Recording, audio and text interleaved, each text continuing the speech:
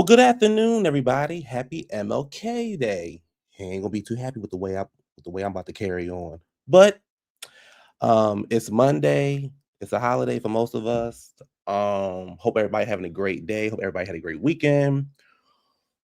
My weekend was really, really good. I relaxed. I watched the Bills lose. They done fired their head coach. I'm in a good mood. Um, we talking about Married to Medicine, season 12, episode 7, Boots on the Ground. Don't forget to like, comment, and subscribe.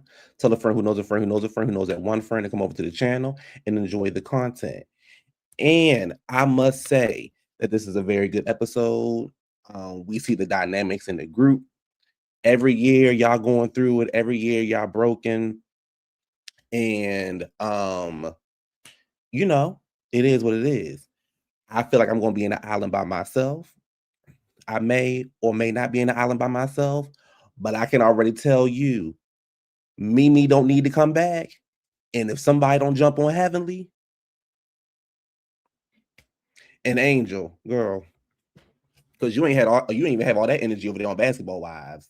So the way that you anyway, um, so yeah, so like I said, let's get into this thing. What's up, y'all? What's up? You say you having men problems. Oh, I wouldn't know nothing about that, honey. I'm single as a dollar bill. Um, I told you about that Mimi. Oh yes. Oh yes, baby. You oh yes. Oh yes. So we start the show off with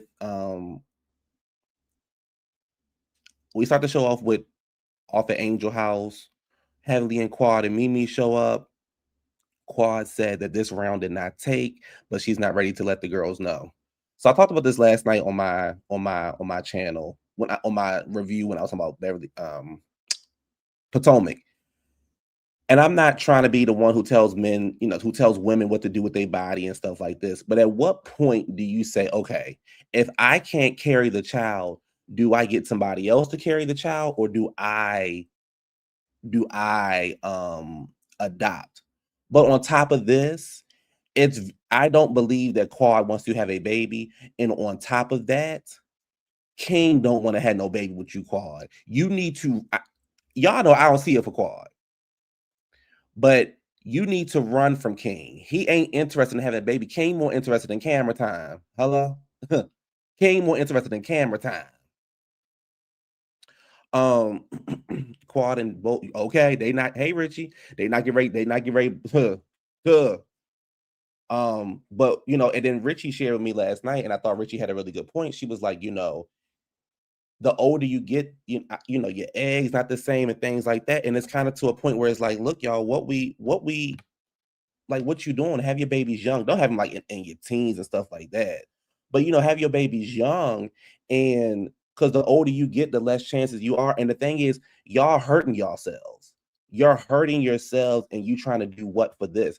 Like, Quad, you can have a baby with somebody you ain't even married to at this age. It'd be one thing if you was in your 20s, sis, but at this age, oh, okay. On the other side of town, you got Brandi, Contessa, Simone, and Toya. They're all meeting up. They let Contessa know that Heavenly had a brother that she just found out about. Heavenly says she's open to the DNA test.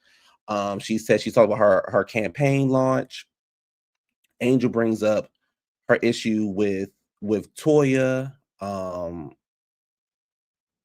thought that she thought she I guess she asked Toya to hook her up with. I didn't watch last week's episode, but based off the previews, I guess she asked Toya to hook her up with somebody. If an Angel was there with some guy, she called Dr. B. But then I guess Toya said in front of him something about hooking up with another. I don't know. And Angel was like, I don't F with bees like that. That's not a girl's girl. I was like, I didn't know it was that deep. I mean, did Toya break girl code? Yeah, but it was that deep. Oh, okay, Angel. You got a lot of energy over here, but you ain't had the energy on Basketball Wives. But what do I know?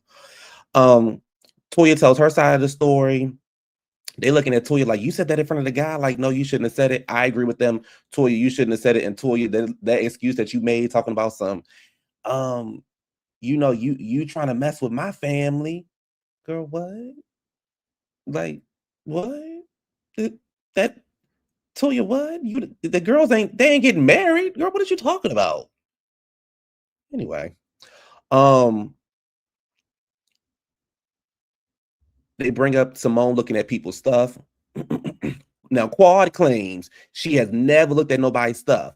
But if I'm not mistaken, and I got a pretty good memory, Quad sat on that show. What was it, about 3 seasons ago? If I'm not mistaken, it was the season before Phaedra got up there, and she said Eugene and Toya had to beg, borrow, and steal to get in that house they in. Well, how would you know that information, Quad, if you didn't look it up or somebody didn't tell you? Hmm. Y'all all do the same stuff to each other. All y'all tack in your own ways. Heavily brings up Cecil and saying that you need to worry about your family. Angel says she deflecting or what's going on in her personal life. Contessa thinks a girl's trip will be fun because the group is more divided than it's ever been. In my opinion, y'all was more divided last season than y'all were this season. This season ain't nothing but the same old arguments. Toya and Heavenly, Simone and Quad, Toya and Heavenly, Simone and Heavenly. It's the same characters. What Whitney and Deborah Cox say? The same script, same cast. Oh no, same script, different cast. Well, this is same script, same cast. So last year y'all had Phaedra and Sweet Tea to jump on. Now y'all back to beefing with each other. So Contessa Girl, what are you talking about? And Contessa Girl, you was great. Well, you act like you was great fight Heavenly last season. So you think the group is more divided now? But then the thing is, Contessa don't even know where she want the girls to go. She just want to plan a girls trip. So it's the day of Heavenly's campaign speech. Baby, the people out there sweating, their wigs lifting up, the sweat dripping up the Beijing coming down from the guy's head. The people's out there sweating on that bridge under that sun. And she has high. We now know that it has changed, but Heavenly has now has Quad as her campaign manager. Girl, girl, what? Girl, you got Quad as your campaign manager. You got Quad as your campaign manager. Okay. We now know it has changed, but girl, what made you think that you would? Okay.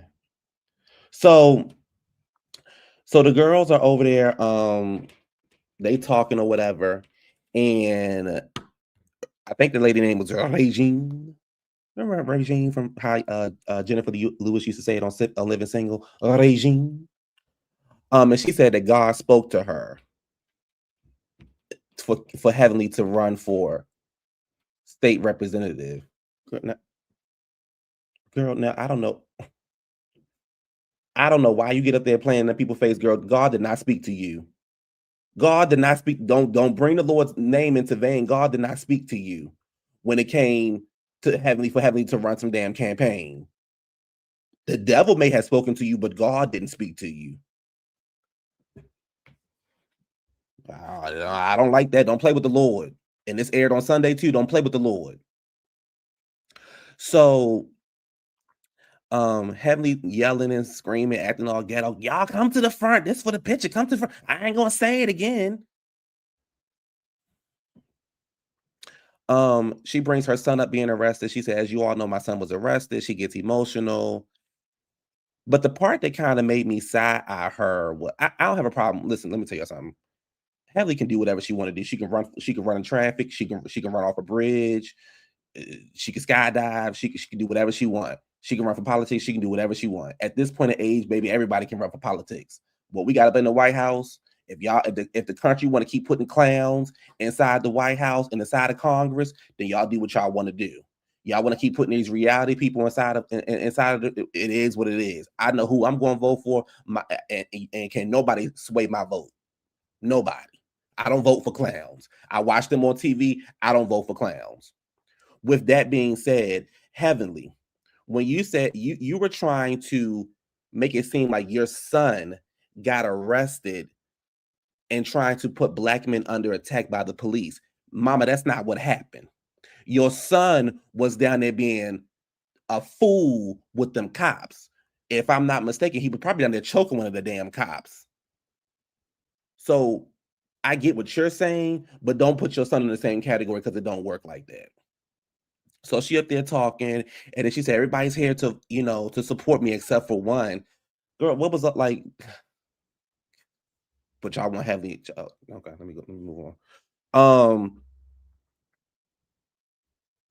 Contessa said, "What made you use Quad?" She said, "Quad is very smart. She takes on very quickly."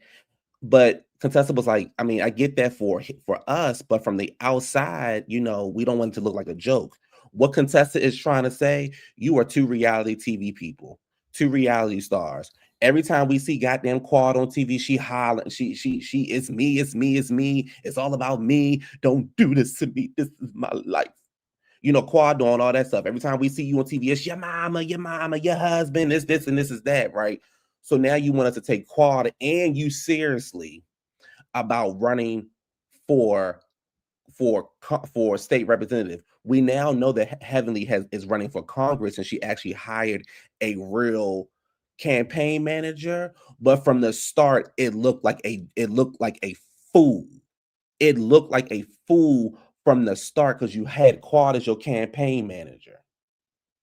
It ain't nothing but a storyline in the middle of a season that's almost over.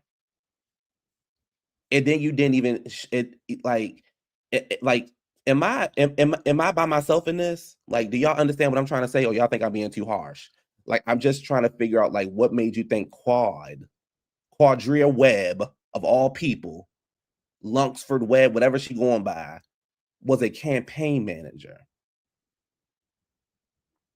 And then your friends are letting you know you can't act the way that you act with your homegirls. You can't act like that in a debate. It's going to be much harder. So when the people up there clocking you on a debate stage, what you going to start screaming? Your mama, your husband, your family? Them people in Congress, them people in politics are ruthless. They are ruthless. Are you really ready for that?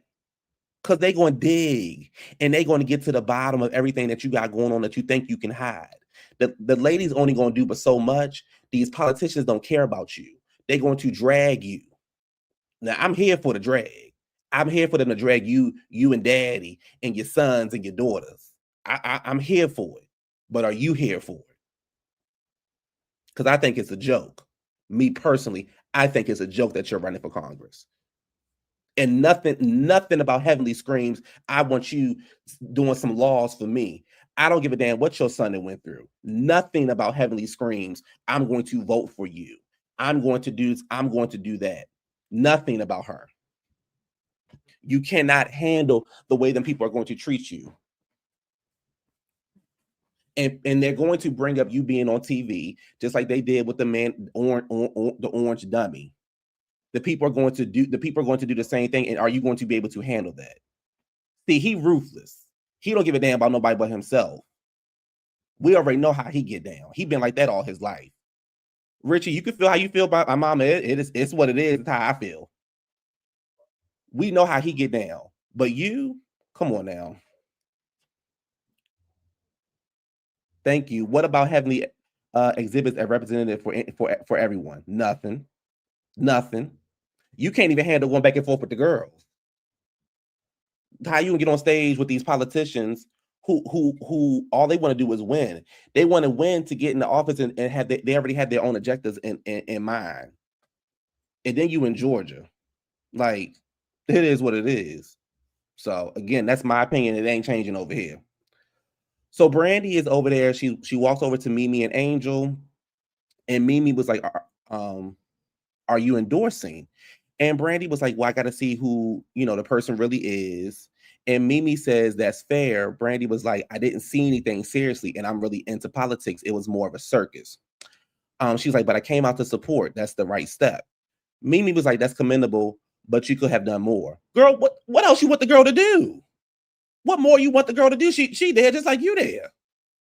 She walked through the same, and she sitting in the same heat and sweating, just like you sit in the same heat and sweating. What else you want the goddamn girl to do? So she was like, you and Toya ain't say nothing when she was giving her speech. And she was like, Brandi pretty much was like, well, you gonna have to ask Toya what she said. She was like, oh, I thought you do what Toya do. Yeah.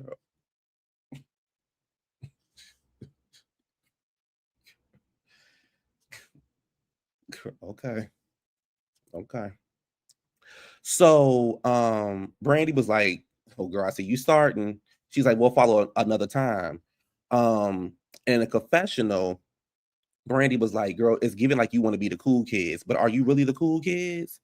I don't know. So then Mimi gonna say, be careful who you align yourself with. You're aligning yourself with Toya, and Toya just shaded Heavenly.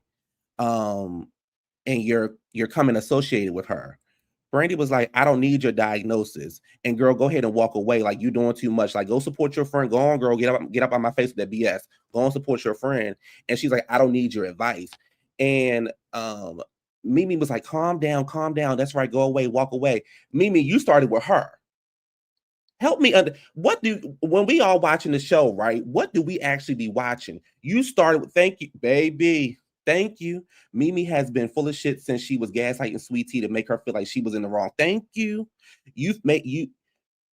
She was over there on that beach when that exorcism was going on with Sweet Tea over there. You was over there with that beach. Control yourself. Don't let the demon out. You was doing all that hollering. Then you went to lunch with the girl and tried to psychoanalyze her, making it feel like she was the one that was in the wrong. Now you sitting over here with this girl saying, oh, you should have done more. Oh, you should have done this and you should have done that. Girl, what are you talking about? I don't need to do a goddamn thing. You be happy I came out here and support the bitch. I ain't got to do a motherfucking thing. And what I also don't need you is to be in my goddamn face telling me what the fuck I need to be doing. Back. You got an issue with Toya. That's you. But who I want to be cool with and who I take a liking to, that's me. Worry about your motherfucking husband and back up off of me. I don't have to support goddamn Heavenly because she in the group. Who the fuck is Heavenly? And who the fuck are you? Because you don't give me that you that good of a fucking therapist any goddamn way. I don't fuck with that Mimi, and I don't fuck with that Steve, and I don't give a fuck how nobody feel about it. I want both of them bitches off the show because Steve is a bitch too. Steve is a bitch too. Mimi is full of shit. And I'm glad Brandi checked her motherfucking ass. And that whole goddamn, oh, well, girl, go on and you throwing your hand up, talking about who I should be associated with. She shaded Heavenly. So the fuck what? Heavenly shade everybody every chance she get. Be happy to Heavenly on your side because she be shading your goddamn ass too. You worry about the motherfucking kids you got, girl, and get the fuck out of my goddamn face. So Simone comes over and she's trying to calm the problem down. She's like, what's the issue? And Brandi was like, this girl over here starting shit. So Brandi jumps in front of the girl like, girl, I got this. I got this. Richie, girl, go on now. So she's like, I got this. So she starts to explain herself. And then Mimi gonna have the nerve to say, oh, well, look who's being the aggressor. You literally started with her. You literally said, girl, who are you endorsing? You should endorse her. Be careful who you associate yourself with. You literally started with her, and when she checked your ass, now she's the aggressor. But you the one that you couldn't handle what she was saying to you, and now Brandi's the aggressor. Okay. And Brandi was like, these hoes over here starting. Mimi was in the wrong. I don't give a fuck about how Richie feel. I don't give a fuck about how nobody. Mimi was in the wrong. Just like you was in the wrong last season. You and your wife need to get off the show because y'all don't bring nothing to the goddamn show. And I know Richie waiting for me to drop the link so she can argue with me, but you're going to have to wait. Anyway. So Simone and Jackie are having lunch. She shares that she's no longer an OB anymore. She said she's burned out. She's been doing this for, if I'm not mistaken, she's been doing this for 30 years. She says she's going to focus on the GYN part. She's resentful because Cecil left a job with amazing salary. She said the lion's share of the money comes from her, and she said she's resentful for that. Simone, Simone, we already knew that, girl. We knew that the day the nigga told you he was leaving his job, we already knew that you felt some kind of way about it. So y'all been arguing ever since then about that. So we already knew that you felt some kind of way about it. But thanks for letting us know, I guess. So Simone had the nerve and the audacity to let us know that she's still having orgasms and the sex is still amazing. What? Ew. Don't nobody want to know that. Cecil not fine no more. He okay looking, but Cecil not fine like he was at Freaknik. That was different. Now, if this was Cecil at Freaknik, I might be like, okay, girl, Cecil still putting it down. But don't nobody care about Pot Belly and Dr. Bunny over there having rabbit sex. Don't nobody want to hear about that. That's nasty. That's disgusting. Yuck. So I could care less. Bounce. Yuck. So, she said but you will never know they having problems at home. They still hang out. They still have a good time. She's not faking it when she's hanging out with him. She said she's just choosing to do her own thing. She wants to live the rest of her life out. It is what it is. Jackie was like, do you think that's a good idea? And she was like, no, she don't really care. She said, is divorce really the worst thing? So at this point, I don't know what Cecil and Simone gonna do. I don't know if they gonna I feel like when them boys leave that house, shit, the boys already left the house. I don't know what Cecil and Simone doing. I don't know if they just going through the emotions and going through the phases. I don't know what it is. I do know that Simone needs to put her foot down because Simone, the thing is, you did all that fussing, hooping, and hollering. And again, like Quad said last night on Watch What Happens Live, Cecil needs to be more so on Simone's side. When y'all raising them boys together, you always talking about what we can do with Simone's money. No. What can we do together? Michael is spoiled. Miles is spoiled. We get it. But Cecil, you always on the boys' side. You never on Simone's side. And I think that's where Simone's frustration is coming from. It's like, damn, nigga, can you be on my side one time? Shit, I'm paying all the goddamn bills. Can you at least be on my side one time? So I get it. I don't know what they're going to do, but I get it. Angel is unrevealing her fall lineup of scrubs. They futuristic scrubs. Oh, I don't. Okay. So, Mimi comes in talking about these scrubs really give you a shape. That dress didn't. All the girls come in. Everybody looked a mess. I don't know what Toya had on. I don't know what Heavenly had on. I don't know what Contessa had on. I don't know what nobody had on. Everybody looked a mess in my opinion. Everybody looked a mess. Qual coming in like she just got off work and we know you ain't got no job. Everybody looked a mess. I don't know what the theme was. Everybody looked Angel looked a mess. Everybody looked a mess. Only one person had scrubs on, and that was Quad. And I don't even think Quad has Angel scrubs on. So whatever. So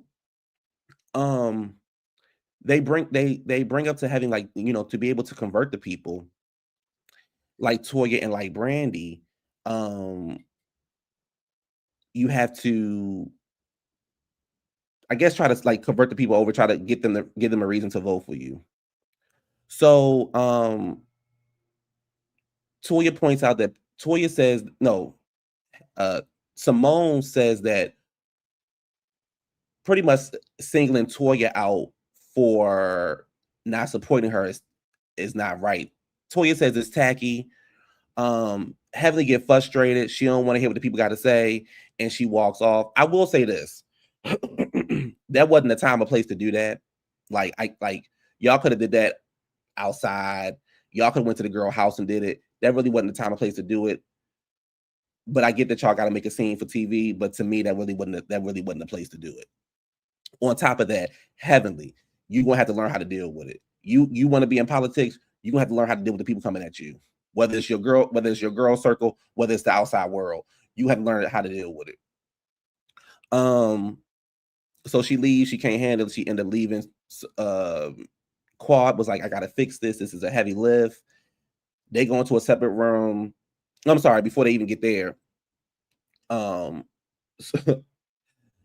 Heavenly's like, girl, I'm gonna pray for you. Simone, Toya was like, I don't want I don't want nobody. I don't want you praying for me. I'm with Toya. I don't want everybody praying for me. Everybody, when they pray for you, they don't mean you know. Everybody don't mean you no good when they pray for you, baby. Don't pray for me. Pray for yourself, and I pray for myself. I worry about myself, and you worry about yourself. You said I believe Jackie had a scrub line. Those children are both spoiled and entitled. Cecil does nothing to help them understand that they are not entitled to Simone's money. That's true. His brother is tied to him. Yes. His brother tried to tell him. Yeah. Didn't Bunny or Jackie have a scrub line? I think so. I don't know. Probably early on. I mean, everybody got a scrub line. Ain't like Angel doing nothing different. I mean, it's cool though, but I don't get the theme. I don't get it, the correlation of it, but okay. Brandi walks in. Now I didn't catch this last night. I caught this today. So as they trying to explain what happened with Toya and Mimi where they went wrong, Heavenly says, hold up. I mean, Simone says, hold up. This is our clique. Why are you here?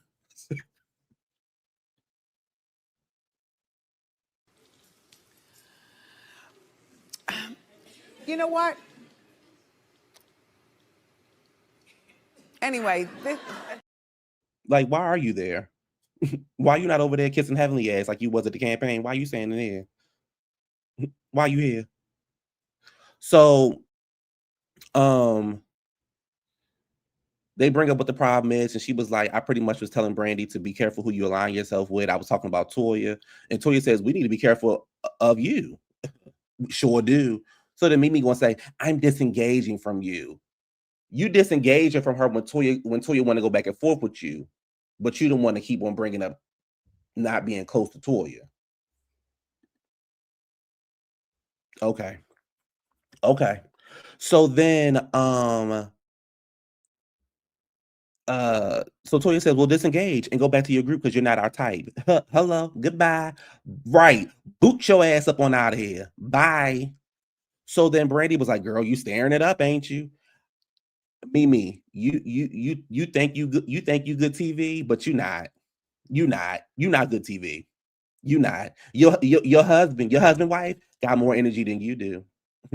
Maybe we should have gave him a dime and whatever they get to marry the medicine girls over there. Maybe we should have gave him one because Steve got a badass walk with him. Steve got a badass walk. His walk better than yours, girl. So, Toya says, so she gets in the confessional and she says, Toya has to bring people down to bring herself up. Look how she do her husband. Now see, here we go, bringing up the husbands. Like y'all can't never bring it on y'all. Here we go, bring up the husbands. Mimi, right? She looking for a moment. What's your issue with Toya? Is it because Toya called you a bitch? Is that what the issue is? Then make it about that. But just last season you was cool with her. So what happened? Because you've been coming for her since episode 1. What's your issue with her? So now you bringing the husband up because you didn't like what you saw. But if we get on motherfucking Steve ass, and again, bravo, Steve wasn't no motherfucking NFL player. Steve was the same thing that Darius was. He was the motherfucking water boy. Steve was the water boy. And if I'm not mistaken, Steve is $11 million in debt. That's why the motherfucker had to file bankruptcy. So let's talk about the husbands. Why? What did Kim Richards say? Let's talk about the husbands. Why don't you have some bread? Let's talk about the husbands. Because we can go toe to toe. Oh yes. Oh yes. Huh. Oh yes. Listen, if we gonna do it, we gonna do it, right? You keep coming for me. You think you can say whatever you want to say to me? Okay, cool. Well, then now I'm gonna say what I want to say to you, and I don't want to hear any backlash when it comes to it. Like, there's nothing attractive about Mimi. The body is ill-fitting. Oh yeah, I looked it up. I sure did. I did. I looked it up because when I was looking up his stats for his football career, it had that he was $11 million in debt. That he had filed bankruptcy for $11 million. Because I was looking up his football career because the people say he a football star. I don't remember him playing on no. I don't remember him playing on no. I don't remember him no touchdowns. In fact, let me go look it up right now. What's his name? Steve Atta. Let me look it up right now. Just like I did Darius, because I don't think, because I watch football, right? And Steve is not a football player. When we say football player, we need to be factual. Steve football career stats, he had 1 reception and 18 yards.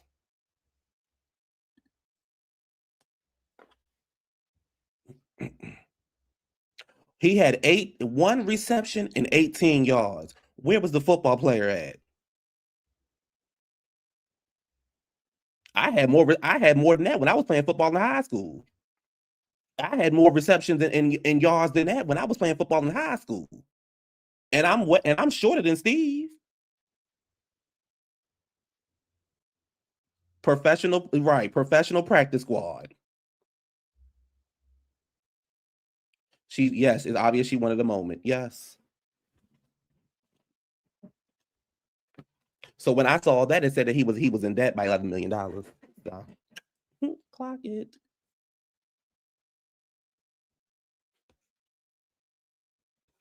So,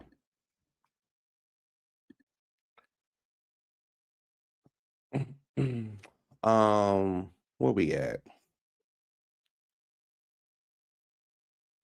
And then she says, now you knucking and bucking with me. Mimi, you're the one that sat there and said, I was talking about Toya. So Toya has the right to defend herself. Now I'm going to disengage with you. And now you talking about she knucking and bucking with me. Girl, if you scared, just say you scared. Just say that you ain't ready for that. Just say you scared. If that's what it is. Because obviously that's what it is, right? That's what it is. So where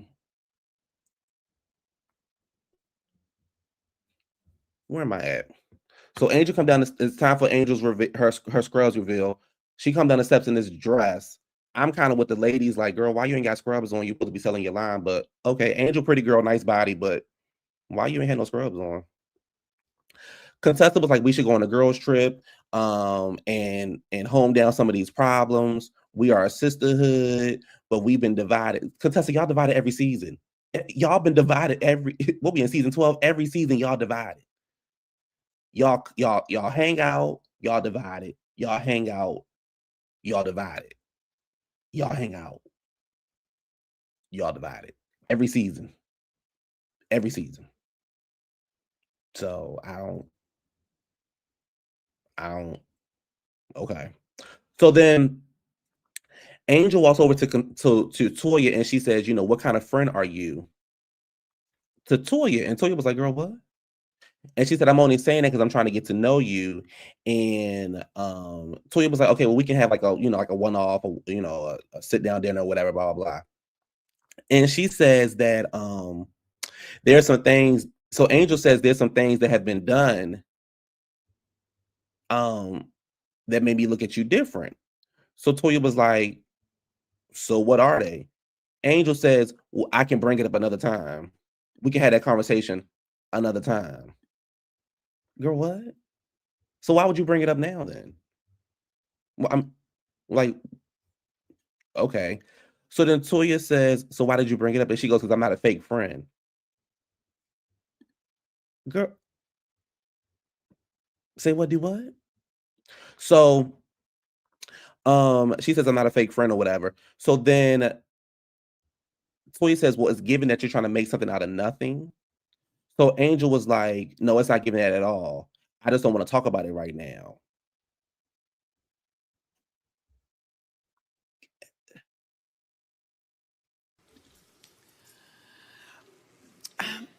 You know what? Anyway. So let me get this straight. You walk over to me and say, what kind of friend are you? And I say, what are you talking about? You then say, well, you have done something to me. I say, what is it? You then say, well, I don't want to talk about it right now. I say, well, why did you bring it up? And you say, because I'm not a fake friend. I literally have no idea what you're talking about. I'm asking you to explain what the issue is. You tell me I don't want to bring it up right now. And then you double down on saying I don't want to bring it up right now. So why did you walk over to me and ask me what kind of friend am I and then say that we have an issue? Where did that come from? Help me understand. Help me understand. So, Heavenly leans over to Simone and say, "See, you can learn from that."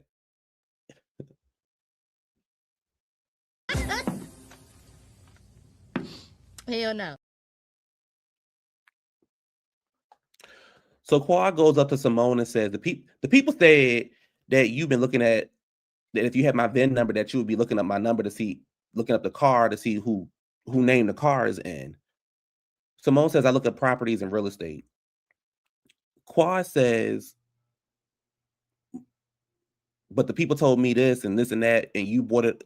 Simone says, "But you brought it up to me." And she said, "Because it was brought to me, so I'm bringing it up to you." They going back and forth about the VIN number.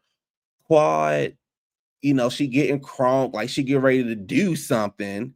And then she throwing her hands and she's talking about, "You bad, you a bad motherfucker, you a bad motherfucker, fuck you, bitch, you a bad motherfucker." So they going back and forth, arguing. And she was like, I live well.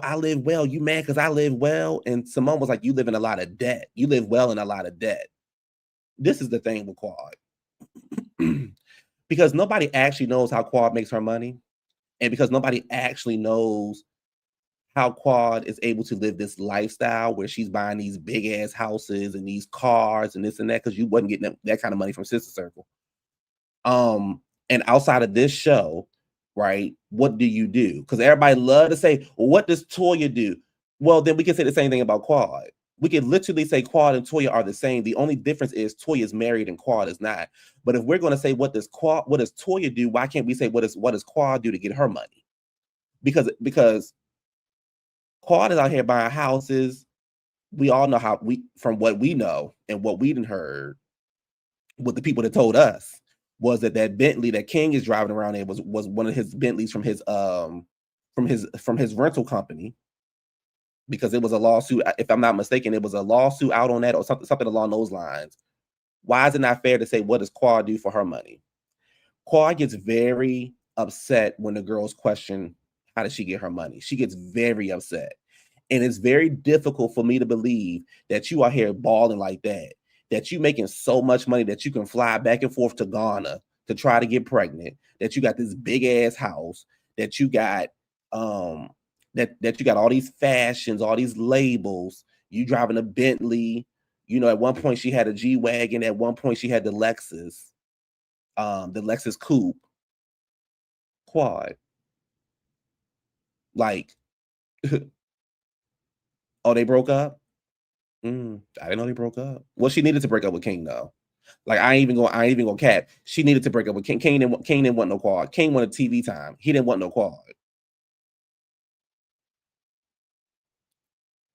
Oh, that's what I heard too, Ali. That's what I heard. Close the curtains on them bitches.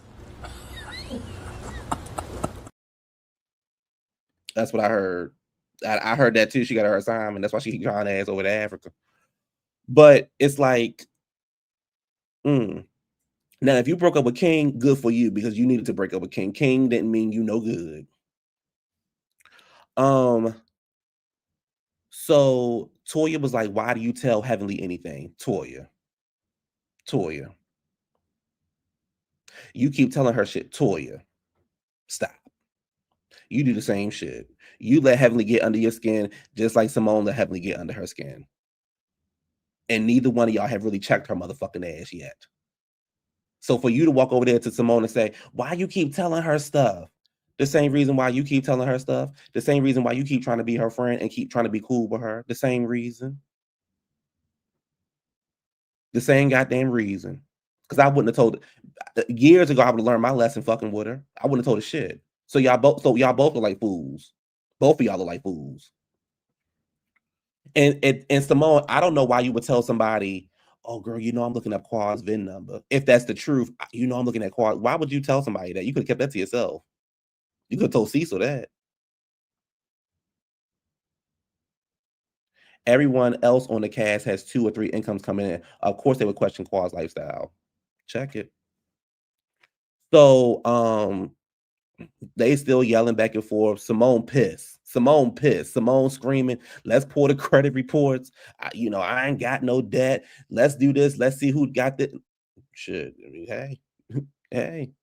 Now they cut a scene out because when they showed the trailer for Married to Medicine, and we saw Quad and Simone arguing. If I'm not mistaken, Simone said something along the lines of, you living with a man that got dead or got like you dealing with a man that like pretty much got some bullshit with him, like being in trouble or whatever. Quad got a cookbook and a puppy line. And who done bought the Quad's cookbook? And who done bought Chloe? Who done bought that stuff for their dogs? Who done bought that stuff for their dogs? And who done got Quad's cookbook? Quad got a cookbook out. Tamika Scott got a cookbook out. Prima Donna down there selling air fryers at $800 turkeys. Trina got a cookbook or on a YouTube cooking for the people. Child, everybody, I can make a cookbook. It ain't the same like it used to be. Now, I got Patty LaBelle's cookbook from back in the day when that cookbook come out. I think it came out like the early 2000s. I got Patty LaBelle's cookbook, baby. LaBelle Cuisines, baby. Hey, Richie. They would have this episode would have this would have been the episode that they would have banned from Bravo. Oh, baby, well, we can get there. Darius Cooks got a fake Instapot. Ain't Darius the boy that was going through the gay problems online with him and that scammer guy? Okay.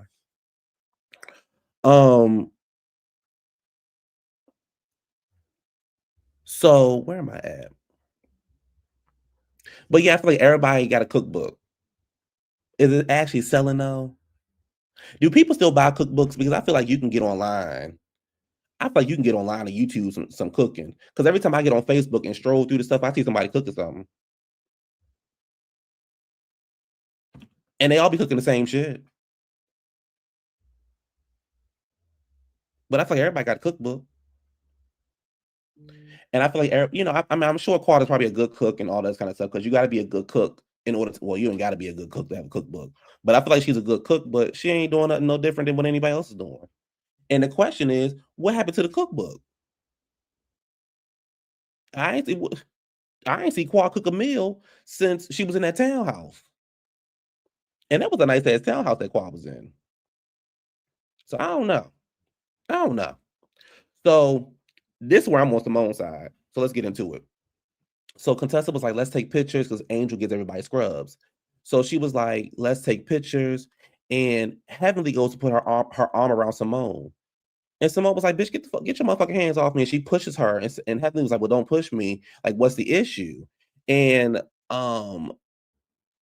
she was just pretty much saying, like, you being fake, don't put your arm around me. We're not taking no pictures together. So Heavenly gonna say, Simone, I'm sorry that you feel the way that you feel about your household.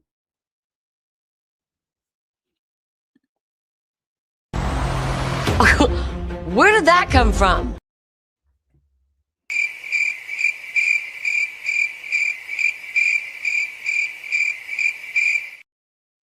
Dina, leave me alone, Dina.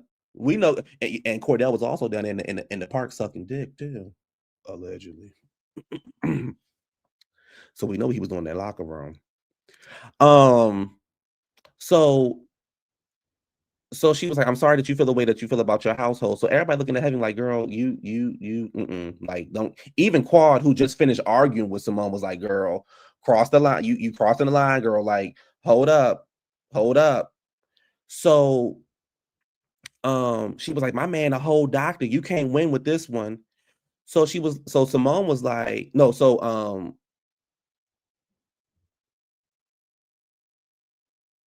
Heavenly was going back and forth. They both going back and forth about who can win and who can't win. And Toya was like, you bring up the husbands, that's fighting words. And Heavenly gonna say, yeah, that's right. You know, we're not supposed to bring up the husbands, but you just brought up her husband and her household. And Simone was like, my household is amazing. That's a lie. My household is amazing, but you got to do all the shit that you got to do to pretend that your household is amazing. They going back and forth about who can win and who can't win. And Simone was like, you know, that's not a friend. Like, your friend take your secrets and use them against you and tell everybody else in the room. Heavenly was like, oh, Simone over there acting a damn fool talking to Jackie. She's a hater. Simone got problems. Simone was like, if you're going to disrespect me, I'm going to disrespect you. Bring it, girl. Bring it. Now, let me stop for a second. This is where I get lost with the people online. We can't say shit about Heavenly's son, but we can talk about Heavenly's son, who in his, what, damn near almost 30 years old. But we can talk about her household. I'm having a conversation with you, confiding in you, just like you confiding in me about your son, about what's going on.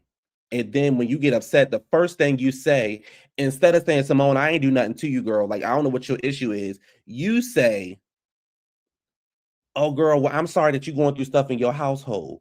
And I would have, when I tell you, Damon and Heavenly would have jumped on my motherfucking ass, because the moment Buddy would have told me something about my household, I would have said, bitch, my motherfucking sons talk to me, ho. My son talked to me. My son ain't down there choking on a motherfucking cop. I know my son is that. Your son the one that's motherfucking missing on milk cartons and shit. You putting up missing signs for motherfucking Damon Jr., bitch. Let's go there. Let's go. Heavenly jumping up and down like she done won. Babe, I had that bitch in the corner crying some motherfucking where. Your motherfucking son, you can't find your son. Your son don't want to come home and deal with your motherfucking ignorant, nasty ass. Because you're an ignorant bitch. That's what you are. You are an ignorant bitch. And I don't give a fuck how nobody feel about it. You are an ignorant bitch. Your son does not want to come home and deal with you. Your son was arrested. Your husband hid it from you. Your son is right. Your son down there beating on cops, and you talk about my household. Damon Jr. was in jail. Zachary was over there cleaning teeth.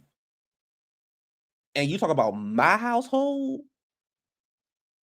That's why I said my title is Simone is way better than me. Because to me, first of all, I'd have been talking about the goddamn the son from episode 1.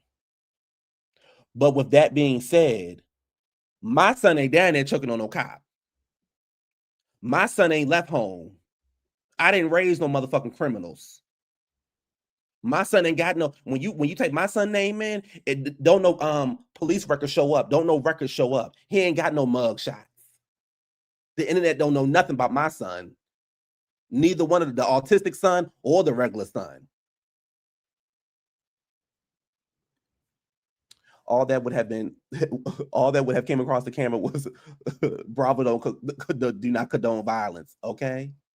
Heavenly might be demoted, but she's a star of the season as usual. Heavenly's son about to collect social securities because we can't talk about him. Get the fuck out of here. Hello? Hello? Huh. Huh. Right, Allure online look like a full blown junkie. Your motherfucking one son down there light on his goddamn feet, tiptoeing and shit every motherfucking time we see him. But you want to talk about my motherfucking household. You got your motherfucking husband up there claiming he drink, because he can't drink milk. He got to drink motherfucking baby powder and shit, Similac and shit. But we talk about my fucking household. What's going on in my household? Huh. Huh. Huh. Huh. Huh. Hmm. Hmm. That bitch up and tied. Don't grab me and pull me back. Don't pull me back when no bitch trying to talk me. That bitch up. Hmm. Bam. Hmm. Hmm.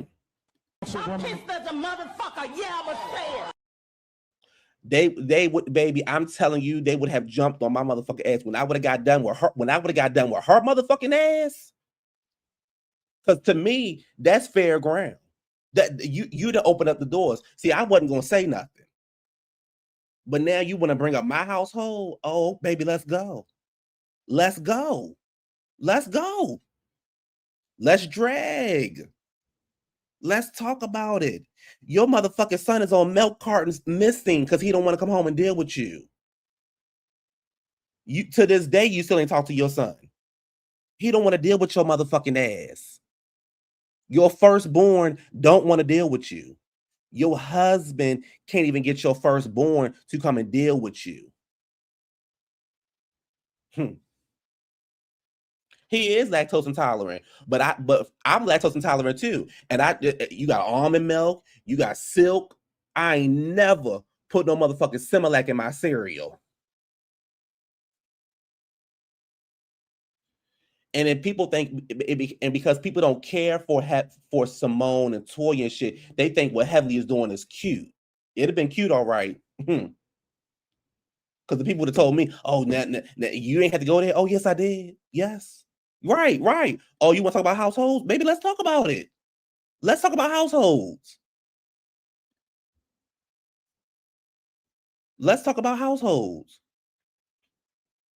Yeah, my sons are spoiled. Yes, they spoiled. You know what I'm saying? They asked me for you. You are absolutely right. But you know what they ain't got? No record. You know what they ain't got? No record, bitch. They ain't got no record. My son good. Both of them. They good. When the cop pull my son over, he know what to do. When the cop pull your son over, he gets out in rage. Baby, the cop wasn't fearful for his life. The cop probably had to tase him.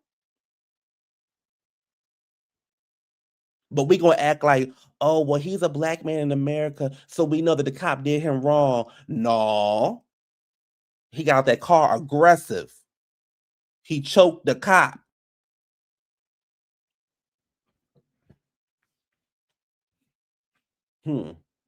Let's go. It's fair ground. Let's go. And that's why I say, Simone, you should have ate her up.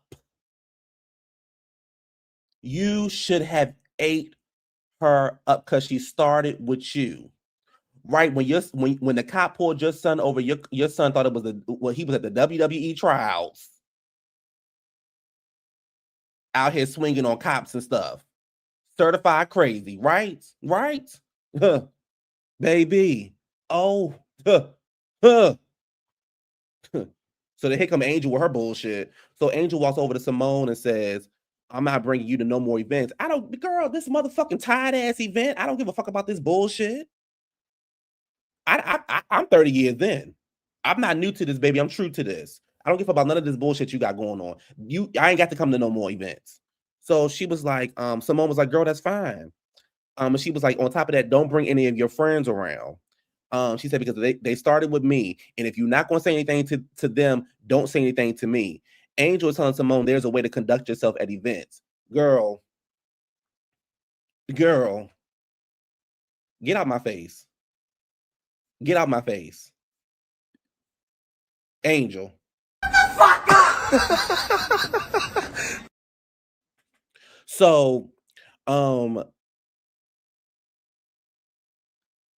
Simone, they going back and forth, and she trying to tell Simone that she pretty much trying to say Simone was in the wrong. But if I'm not mistaken, and again, I see stuff different than how y'all see stuff. If I ain't mistaken, Simone, Quad was the one who was knucking and bucking. Fuck you, bitch! Get your motherfucking hands off me! Like she get ready to fight.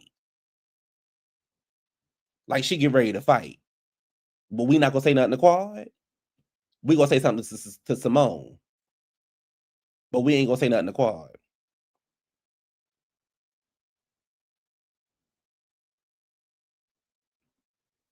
So, that's pretty much the end of the episode. They showed a trailer for what's gonna happen for the rest of the season. That's pretty much the end of the episode. Angel was in the wrong for not. Angel was in the wrong because if you want to say something to Simone, then you need to say something to Quad and you need to say something to Heavenly. You don't need to put it all on Simone. Mimi was in the wrong because she just do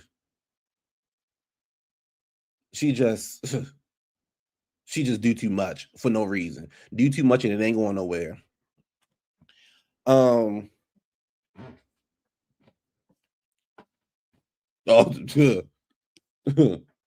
So, you know, like, that was the end of the episode. That was Married to Medicine for y'all.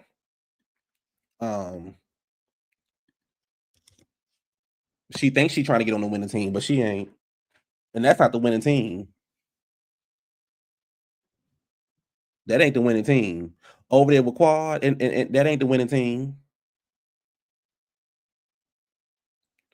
But I just feel like I feel like Simone should have dragged Heavenly ass. I feel like Simone should have dragged Heavenly gets no, when it comes to her son, she gets no sympathy from me. I said that episode 1, and I'm going to keep on saying that she gets no sympathy from me. And I think she'll make a horrible congressperson. And if I'm on a debate stage with her, baby, I'm bringing up your son getting arrested. Is this the kind of woman you want running in Congress? Someone who can't even raise her son correctly?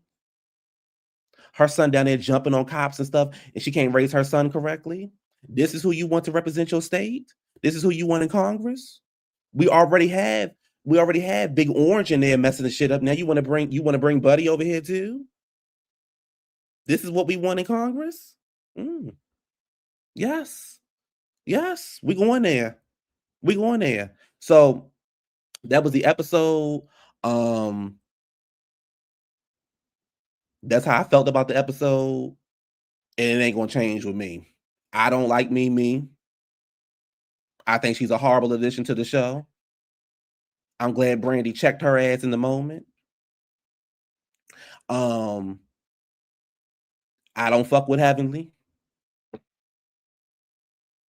And I thought Angel was wrong.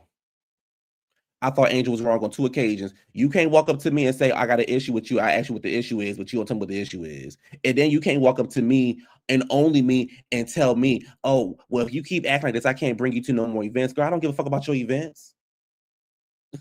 Bitch, you a friend of. First of all, you a friend of. I'm a main cast member. I don't give a fuck about your events.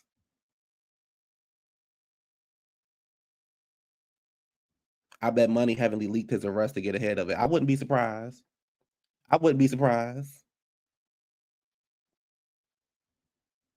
It happened years ago and I didn't know nothing about it. Girl, please. Say that shit for somebody else, please. You knew about it. It's hard for me to believe that you didn't know about it. Like Simone said over there on Watch What Happens Live. Girl, Atlanta is small. Everybody know everybody. It's hard to believe that it's hard for us to believe that you didn't know nothing about it.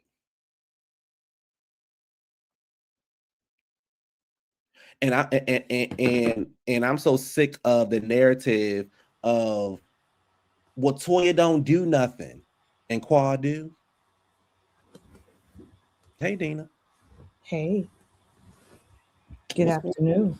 Good afternoon. That's your thing. Good afternoon, good evening, good morning.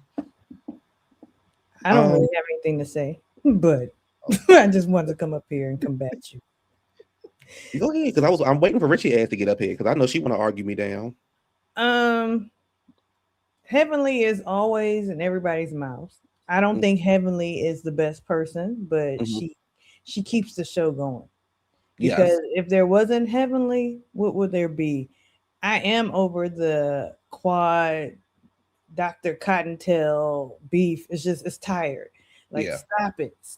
It's not interesting. Yeah. Like, come up with something else. Quad, get a story. Like, Quad should have been the one doing the Scrubs line since she has nothing else to do. But the thing is, if I'm not mistaken, didn't Quad take Sweet Tea's storyline and make it her own this season? Pretty much. And it's a fail.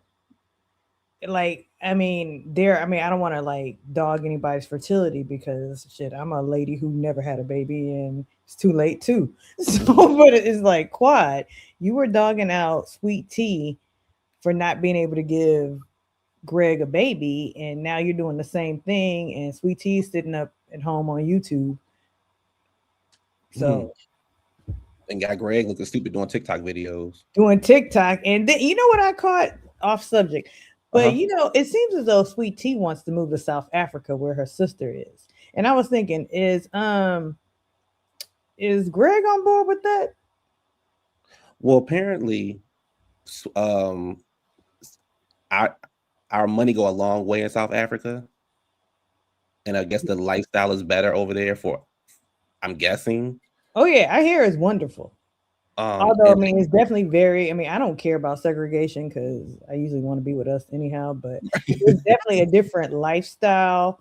Right. Very segregated. Because I had I know this is off topic, but I had an Airbnb guest years ago who stayed. I used to rent out a room, so I would get to know my guests. And he actually, a black guy from South Africa, and he was like, "You could not come to the beach with me." I was like, "Why not?" "You would have to be at the mixed beach." I was like, "But the colored beach." I was like, "What? Are you kidding me?" So it's definitely that sort of thing. Like, y'all think the colorism is bad here. It's definitely a divide amongst the black people, the mixed ones and the not mixed ones. Like, I don't really, I'm not mixed. You know, I have 4 black grandparents, but he's saying I couldn't go to the beach with him. I'm like, oh, that's odd. I mean, Sweet Tea, if you gonna move over there, girl, go on. Like, ain't nobody stopping you. Whether Greg want to go or don't want to go. But like, she took Sweet Tea's storyline, and like I've been saying since she said she wanted to have a baby, I don't get why you wanted to have a baby with King. He didn't get on. He doesn't seem like he was going to propose to you. He didn't seem like he really wanted to build a house with you. He didn't want to move into your house. He literally wanted you to like go and get a house with him. He didn't want to move into your house, and I'm sure that your house is probably nicer than his and bigger than his. I honestly don't see the draw of King. I mean, you know, I know looks and attraction is subjective, but it's like King doesn't even really give, in my opinion, great looks, and his personality sucks. Because you know, personality can win me over, but his personality sucks. Like, he gives nothing. And I know you hate Stevie, but at least Steve comes with a little bit of personality. I mean, yeah. Steve comes with a lot of personality, baby. Steve comes with a lot of personality, but there's nothing attractive about King. There's nothing like he's dry. That face is wrinkled. There's nothing attractive about King. Yeah, I don't see it. Just because he can take his shirt off, but he doesn't even really have muscles like that. So it's like we're just looking at blah. He's just very blah. And that whole, we having sex 15 times a day. No, y'all not. Whatever. No, y'all not. No, like, how you, I mean, mind you, Quad doesn't have a job, and so I guess they have time, and he's selling rental cars. Like, that's the elephant in the room that they don't call out. You are renting and leasing these cars. Well, I think Simone called it out and they edited from the video from this episode, because I remember watching the trailer and Simone brought King up and saying that he was leasing or something like that. And then for some reason they edited it out. Like, you can tell that this episode was edited when that argument was going on, just by the way people were like the placements of people and stuff like that. It just didn't make any sense. Oh, it was definitely edited, like from when Simone was like, "Leave me alone." That scene came at the end, because I was thinking, at first I was like, why is she so calm after this big blow up? And then then she's with Brandi, I believe Toya. Then they come back at the end where they're back at that same positioning. Like, editing is very tricky, and a lot of people don't see it, but it didn't get past me. I saw it. Well, the thing is, why are you even editing this? Like, why are you editing it? Like, why not? Why are we going back? Why are we going back and re-editing it? Because you're making it seem like to me, it came off like Simone was the problem. And it came off like Simone was the one who caused all this chaos.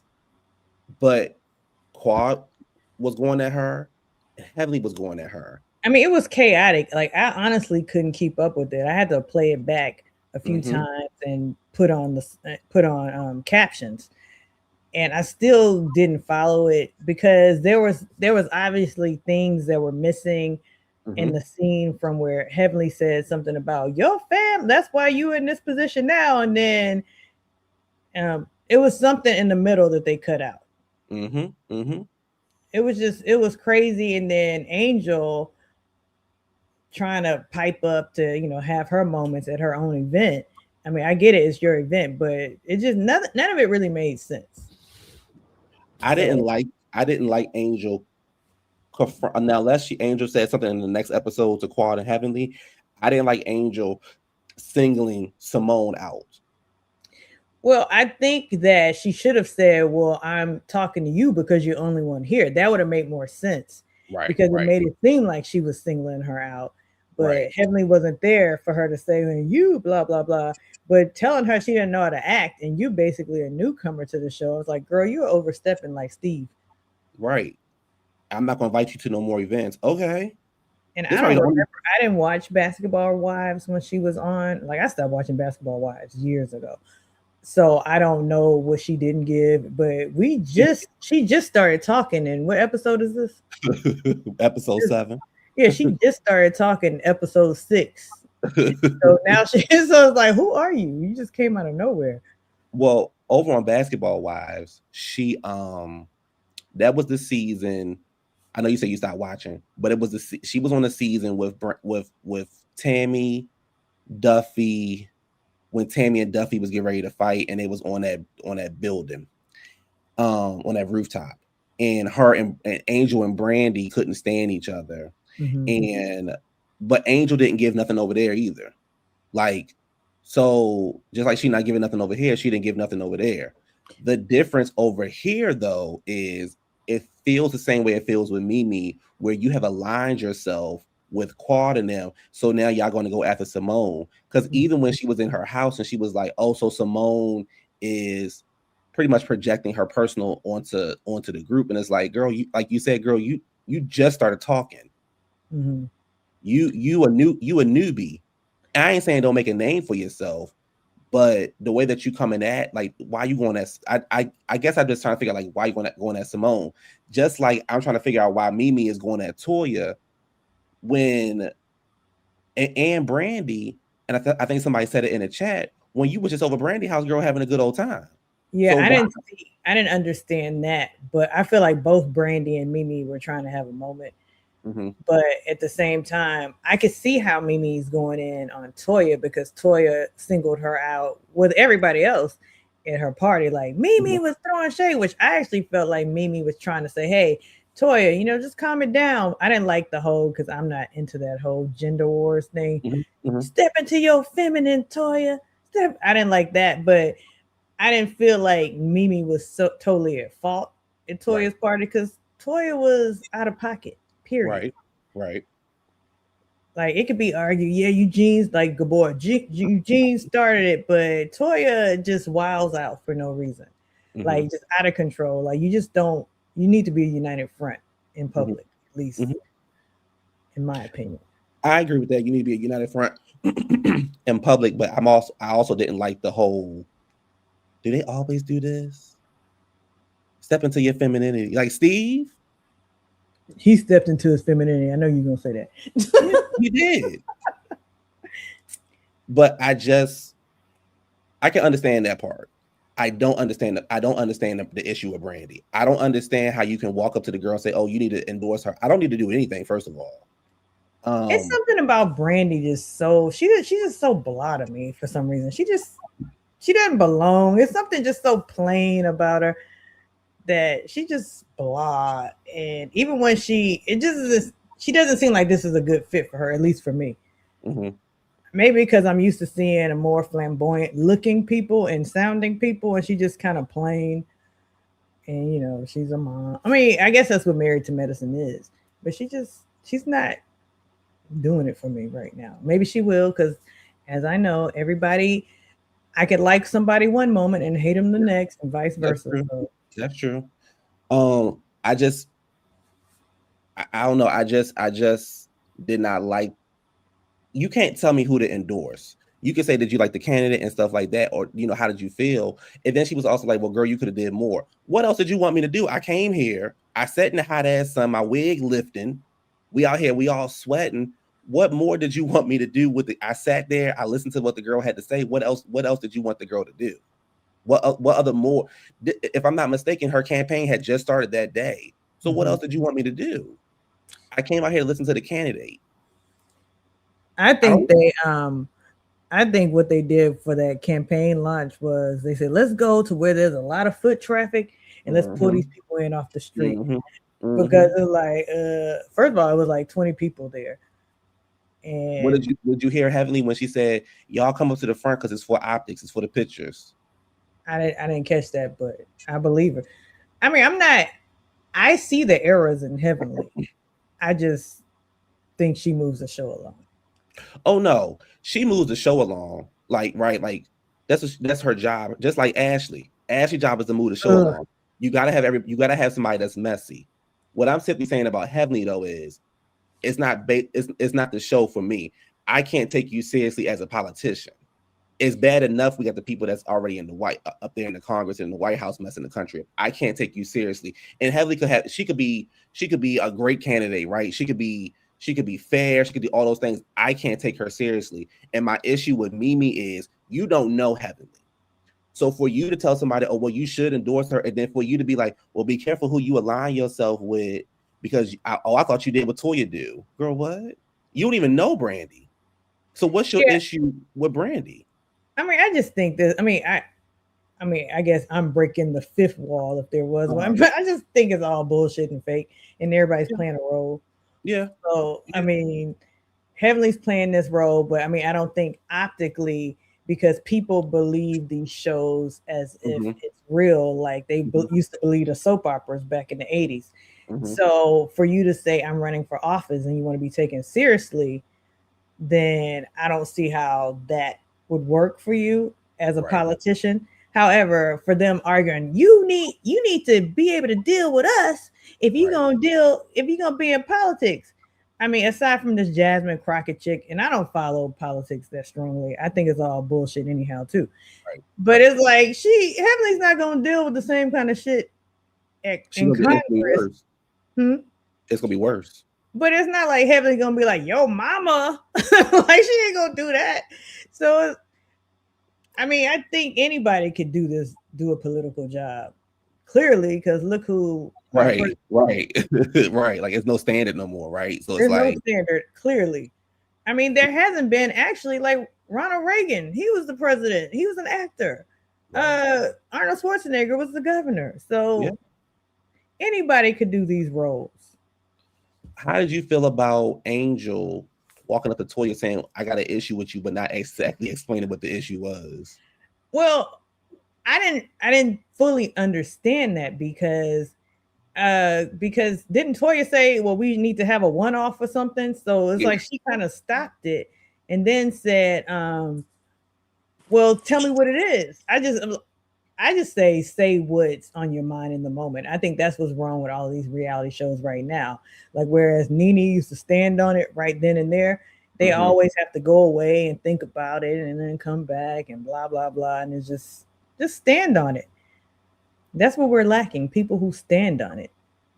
Yeah, because it's like you walk up to her, I got an issue with you. Okay, what's the issue? Well, I'll tell you later. Later. This isn't the time and place. Why'd you bring it up? Because I'm not a fake friend. Right, that's stupid. I mean, it was stupid. The whole thing was stupid. Hey, Ali. Hey, Ali. Hey, how are you guys doing? Happy King Day. Happy King Day. Happy King Day to you, a king. Heavenly. I don't like that. I've never liked that woman. I think she is just miserable. Bye. She's just a miserable person because she was fat. Like I'm sorry. She gives me fat girl that like now that she got money, she looks a little bit better, she's better than everyone and she treats everyone accordingly. I don't understand for the life of me why Simone would tell her or speak to her on a personal level, knowing her track record. But hey, who am I to point out the obvious? So And speaking of Heavenly, to your point, and being a fat girl, mind you, I grew up chubby. I'm still on the chubby side, but and still have that chubby girl baggage. However, but why does it? It seems as though Heavenly and Simone's stylists are trying to make them skew younger with these dumb outfits that they keep wearing. Yes. Heavenly Yes. keeps showing that belly that's been Yes. sucked in, and it looks ridiculous. That's all. It's yeah. like you wearing these young girl clothes, but you wearing these old women wigs. Right. I mean, it's the disconnect. And Simone had on those piranha pants. It's like, what the hell are you doing, Simone? You still look like an older lady. Yeah. It's not making you skew younger. And she's a good look to me. I think Simone looks good, or she's Mhm. gotten better, and like her appearance has gotten better through the She years. has. It just doesn't. It like say. I know we don't like Jackie. I don't know. We don't like Jackie, but I think Jackie, see from season 1 to after season 2 and on, she got a good stylist, Mm-hmm. and what she wears, and I hate the word age, well, age appropriate, but it's age appropriate and it's stylish. It's stylish. I feel like Jackie understood the assignment, but she didn't share the wealth with these girls, or either they didn't want it. Yeah. Like Contessa, oh Lord, I was about to say that, like I don't know Contessa, what Jesus. Contessa. I don't know what Contessa's be doing. she keeps showing those breasts that I think it was you, Ali, who said she didn't have enough skin. Was it you? Yeah, she didn't, because that's the only way it could look like that. Because she's a very thin, like zero body fat type of girl, and she looks like, when bodybuilders, like the women that Mm-hmm. do professional wrestling, get Mm-hmm. breast implants. Mm-hmm. It looks like that, and that she used to do fitness competitions, Yeah, so she it did makes sense. bodybuilding.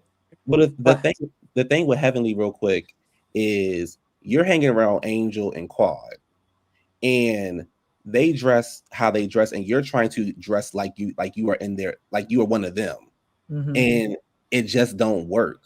I mean, not saying like Quad is there has been a couple times I was like, damn, Quad wearing that outfit, but it's like you're not them.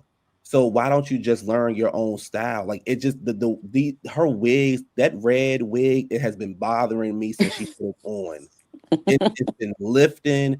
That outfit she had on when she walked into Angel House. I'm like, and then you got that outfit on, but then you come to Angel's event with this shawl on, and it's like Or this that like poncho or whatever. yeah, that poncho yeah, over that dress with that weird bobbing. Like, girl, what's going on? Like, I think a lot of these women don't realize that the wigs actually age them. I actually think Quad's wigs are aging her. She doesn't have yeah, to look like she's starting to look very matronly. I mean, we all age. I mean, I'm 51, so I can't talk about aging, but it's just how you carry yourself. Heavenly carries herself like a 65-year-old woman. yes, you do. I mean, but trying to dress with this midriff is like, what the fuck are you doing? And she looks a mess. And I think she's letting Laura style her. yeah. And It Laura's has to catchy as be. hell too. She did let her son style her catch it. How did you feel about how did you feel about the episode, Ali? I thought it was good overall. I preferred it over Potomac, Mm-hmm. but I don't know. I don't heavily just irks my spirit. There's just something about that lady that is not like Simone is a better person than me, Yeah, because I would be like, well, I'm not the one whose son's in jail, yeah, who's beating up police, who's hiding from you, and you're talking about my family and my husband. Like Cecil ain't doing shit. We've been saying that for how many years, and you still smiling in his face. yeah. So we could just move on from that, but I don't like that woman. And I saw the preview for next week's episode, and she is no Heavenly says she's not going because she feels threatened by the ladies. And you see Simone and Quad kikiing in the airport like they're cool, and it makes me realize that Heavenly is the reason for all their tension. She's always whispering in either Quad or Simone's ear, saying the other one's doing this behind their back, and then they start the fighting. And it's like, I think this demotion for Heavenly is going to be a good one. because I think the show would be a lot better without her full time. Well, the other thing is, Heavenly knows that money is a trigger for Quad, and so the easiest way to get Quad pissed off at somebody is by saying, "Girl, they want to know how you got your finances. They want to know how you got this and how you got that." But Quad has not that she needs to. I mean, in real life, Quad don't need to tell us how she got her money. But when you're on a show with doctors, nurses, business owners, and things like this, we looking at you, Quad, like, how Quad, you driving around in a Bentley. Jackie ain't even got no Bentley.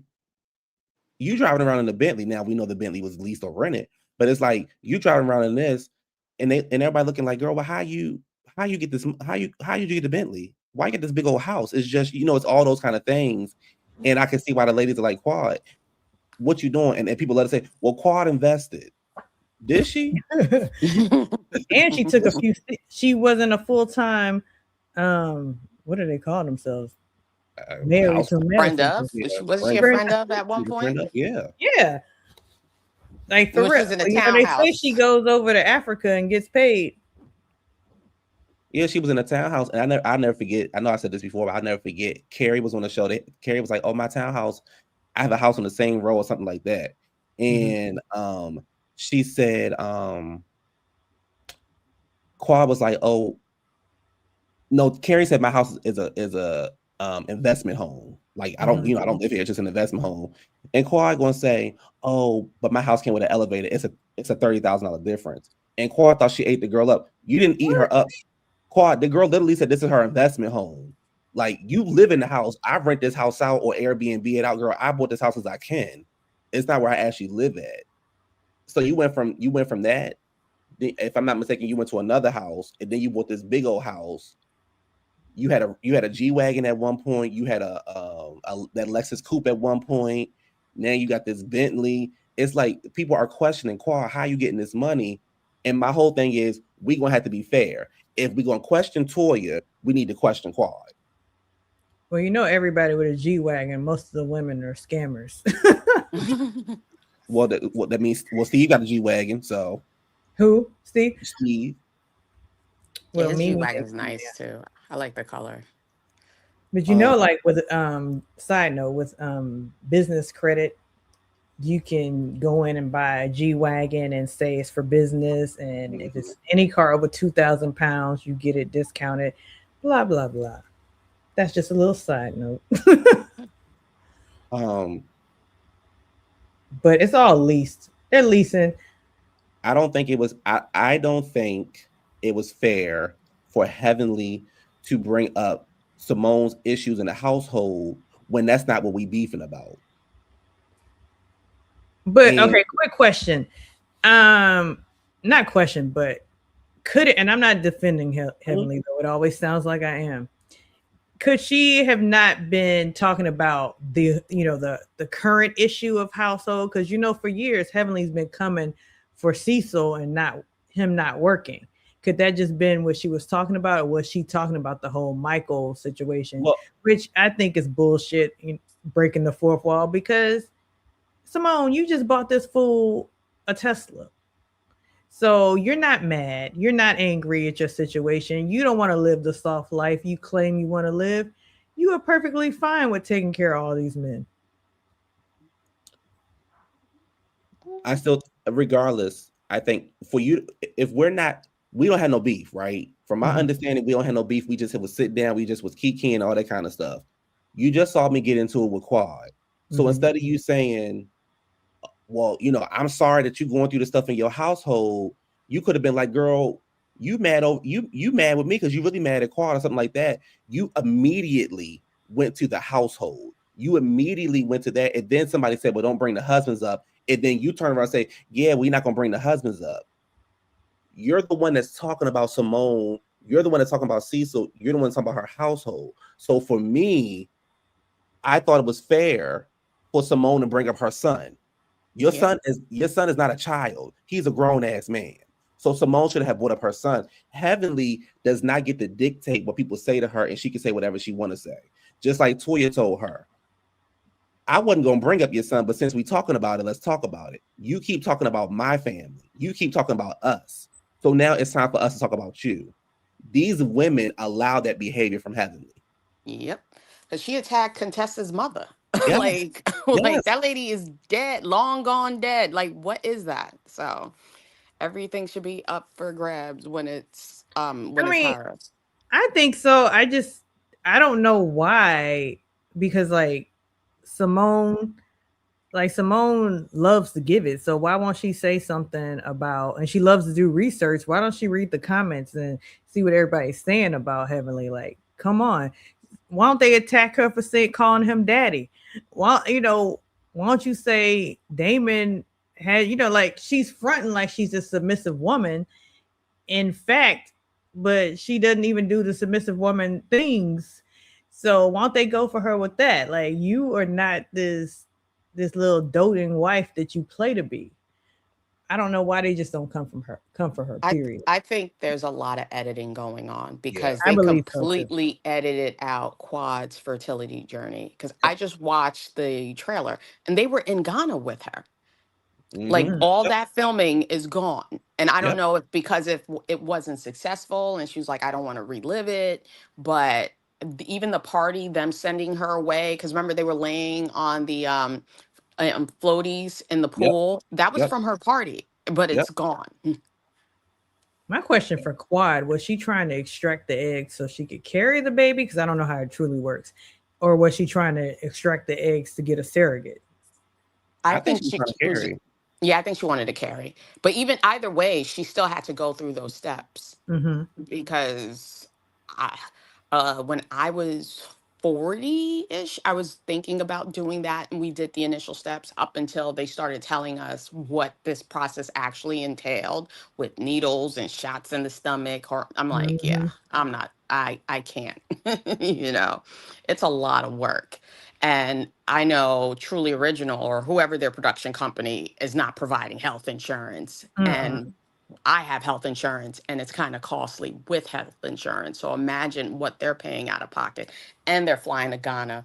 And that makes sense to me because a doctor in the US will be very, very honest with Quad, because they were honest with me at 40 and said, hey, your chances are like 16%, of egg retrieval. So being 44, 45, that's probably like between 5 to damn near 0% of it happening or it even taking. So I don't know. I guess they were like, yeah, we're not going to waste the resources. And she went to Ghana to someone who, and I know the doctor too, because that woman she referenced that had the triplets, she had her babies in New York.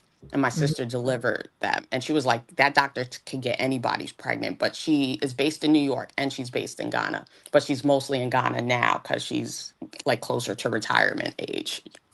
The other thing with Quad in this journey that she's taking, and why I don't take, and I said this last night when I was on Potomac, Heavenly and Jackie sat up there and blamed you for the video being leaked, and you crying and apologizing to Jackie, and now Jackie is overseeing your pregnancy. I couldn't rock with nobody like that who blamed me for something I had nothing to, just to. Because there was a season where the girls weren't messing with Quad. It was 2 seasons ago, if I'm mistaken. Yeah, they kicked her off the trip in Napa. And now you smiling in these ladies' faces. That's why it's so. I get it. They're supposed to be friends in real life, I guess, or whatever. But when I see stuff like that, I just be like, how can y'all operate with people like that? Even when I saw them over there at, was it Toya's house for Christmas or whatever, they all in there dancing, and I'm like, y'all was just fighting because it's fake. Right. That's the only answer. And that's what I don't like. I've known it's all fake for a while, but like when Contessa and Scott were playing that, I hate my husband did this, and then y'all off vacation, and then she said, "What am I supposed to be unhappy?" I was like, come on, cut the bullshit, Contessa. You made up all of this for a storyline. And I'm sure Donnell Jones's mother could confirm that you've been faking since day one. Like, come on, Contessa. You and Scott are happily married. And before I ask you about Mimi, with Heavenly, the reason why Heavenly can get away with this behavior because she know nobody on this show is gonna put their hands on her. I can promise you, Heavenly would not be acting like this over on Atlanta. She wouldn't be acting like this on because Portia's there. She wouldn't be acting like this over on Basketball Wives. She would not be having this energy for anybody else. She acts like this with these ladies because she know nobody gonna put her hands on her. But the thing is, y'all got Mariah is not on the show, and y'all remember it was season 2. What was her name? She was Mariah's friend. Was it Joyce? It was Janice or something like that. She would be on Heavenly's neck. And I believe that if Mariah or that lady was on that show, they would have brought up Heavenly's son in the middle of that argument. And it wouldn't have got edited out. Do you remember Toya's friend, the fighter? What was her name? That big lady? Carmitha. Carmitha, yeah, I knew it. But Heavenly can get away with it on Potomac, and they throw hands on Potomac, but she can still get away with it because Giselle does. Yeah, she would got away. Well, yeah, she would got away with it. Ali, how did you feel about Mimi this episode? Ugh. I never cared for Mimi because of how she treated Sweet Tea. She was, to me, being unprofessional medically by diagnosing Sweet Tea. She was gaslighting that woman to make it seem like she was the problem when Quad has been poking at her the whole entire weekend. Mm-hmm. And when she finally just like had an emotional, like, I don't want to say breakdown, but she got real emotional. Mm-hmm. She made it seem like it was her fault. Mm-hmm. And she's been talking in tongues. Sorry, I'm sorry. Yeah. No, you're good. No, but she's been psychoanalyzing everyone on the show since day one, and I'm like, I don't like that at all. And yeah, she kind of two-faced too. She up Heavenly's ass. Yes, she is. And I don't get her. What's her name? Brandi, yeah.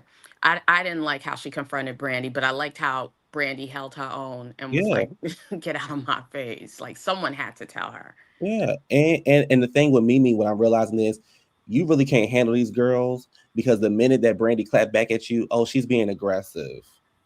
Oh, look who the aggressor is. The minute that Toya says something back to you, oh, well, I want to disengage with you. But you starting it, you disengaging it, but you're the one that starting the problem. Okay, you don't like Toya, fine, but you can't tell somebody, oh, well, I told them don't associate themselves with you, girl. What I do to you? Mimi gives, I think, like her counterpart on Potomac is what's that? Tia. Yeah. They think because someone that's been on the cast for a long time brought them in, and they could talk to anybody any which way they feel. And I don't like that. I don't care for Tia, and I don't care for this girl. Didn't Sweet Tea bring in Mimi? Yeah. Well, supposedly, but it's like they just have people usher these people in. They don't necessarily know them. That's why I wasn't as mad as her, turning on Sweet Tea, because it's like, what it is. They don't really know each other. Right. Like she has no true allegiance to Sweet Tea. She just needed her in. Yeah. To the group. And you could tell that she didn't care for Sweet Tea by how she was constantly like gaslighting her all last season. So I'm like, yeah, these girls ain't friends. Did y'all like Sweet Tea? She disturbed me. She was all right. Like I think what it was is that they were bullying her to the point where I'm like, what did this woman actually do besides marry Gregory? Yeah. I think she just has. I'm sorry. Go ahead. Go ahead. Sorry. I just think that Sweet Tea, she wasn't TV ready on many fronts. And the way she came in talking about access to the money and just mind you, Heavenly isn't polished by any means. She's not polished at all. She's as country as, she's straight out of Carroll City, wherever she's from in Florida. But she's not polished, but the way that they were acting like Sweet Tea can't even pronounce words or enunciate well. And, she just just isn't made for TV. I mean, she's gotten better because she got glam, but she just before I answer that, CW, Simone acted just like Quad acted and just like Heavenly acted. So I don't like, you can't walk up to me and confront me and think I ain't gonna say something back to you. So we're not gonna put for me, I'm not gonna put all this on Simone. Quad is the one that walked up. Quad was the one that was getting held back. Yeah, she wanted to fight. Yeah. Well, she acted like she wanted to fight. Like, she was the one that was getting held back. She had more energy for Simone than she had when Lisa threw that water on her. Wait, she mixing shows. She said, "You see the way." I can't read right now. My vision is. You see the way they acted over Dr. G. Imagine how they would act if another housewife got with Kyle's husband. Oh Lord. I think with Sweet Tea, it's not that I had an issue with. I don't think Sweet Tea was given a fair shot with the ladies, and I think that they were trying to make it seem like she was coming for Quad's spot. But this is the thing: Jackie and Heavenly invited her got with her to get her on the show because they were trying to take Quad down. But I guess when they realized it wasn't going to work, then they brought Quad onto the show. I mean, Quad came back as a full-time housewife. I mean, whatever you want to call it. I think that for me, it was the bullying. Like, every time Sweet Tea would say something, Heavenly would jump on her, but then everybody like, well, Sweet Tea should know her place. You can't talk to me like that. And they little girled her. And I don't think it was fair. And I thought at the reunion, how everybody except for Simone turned on her, I thought was wrong. Toya turned on her. Quad was going at her. Heavenly was going at her, and it was just like, no. And I think that at some point, Sweet Tea should have showed her ass and got with them, but she never. When she got with Jackie. F you, old lady. Yes, she did, but then she turned around and apologized to Jackie. Jackie is not above reproach. Man, I'm over Jackie. I'm tired of them saying she's the mad in Madison. Get rid of her. She brings nothing. Absolutely nothing. Simone, I don't like Simone that much, but I would rather Simone over Jackie because at least Simone engages. Jackie's just trying to be fake, prim and proper when we know she's messy, just like Heavenly. And that scene with last week when Jackie came out like a little old lady, we are more broken than we ever been. I'm like, oh man, like this whole, they use the same language. We need to take a trip to bring the group back together. Because go ahead. Sorry, no, I was gonna mention Jackie's med ball. I don't know if this is some kind of money laundering operation because they're basically like, how much money are they raising?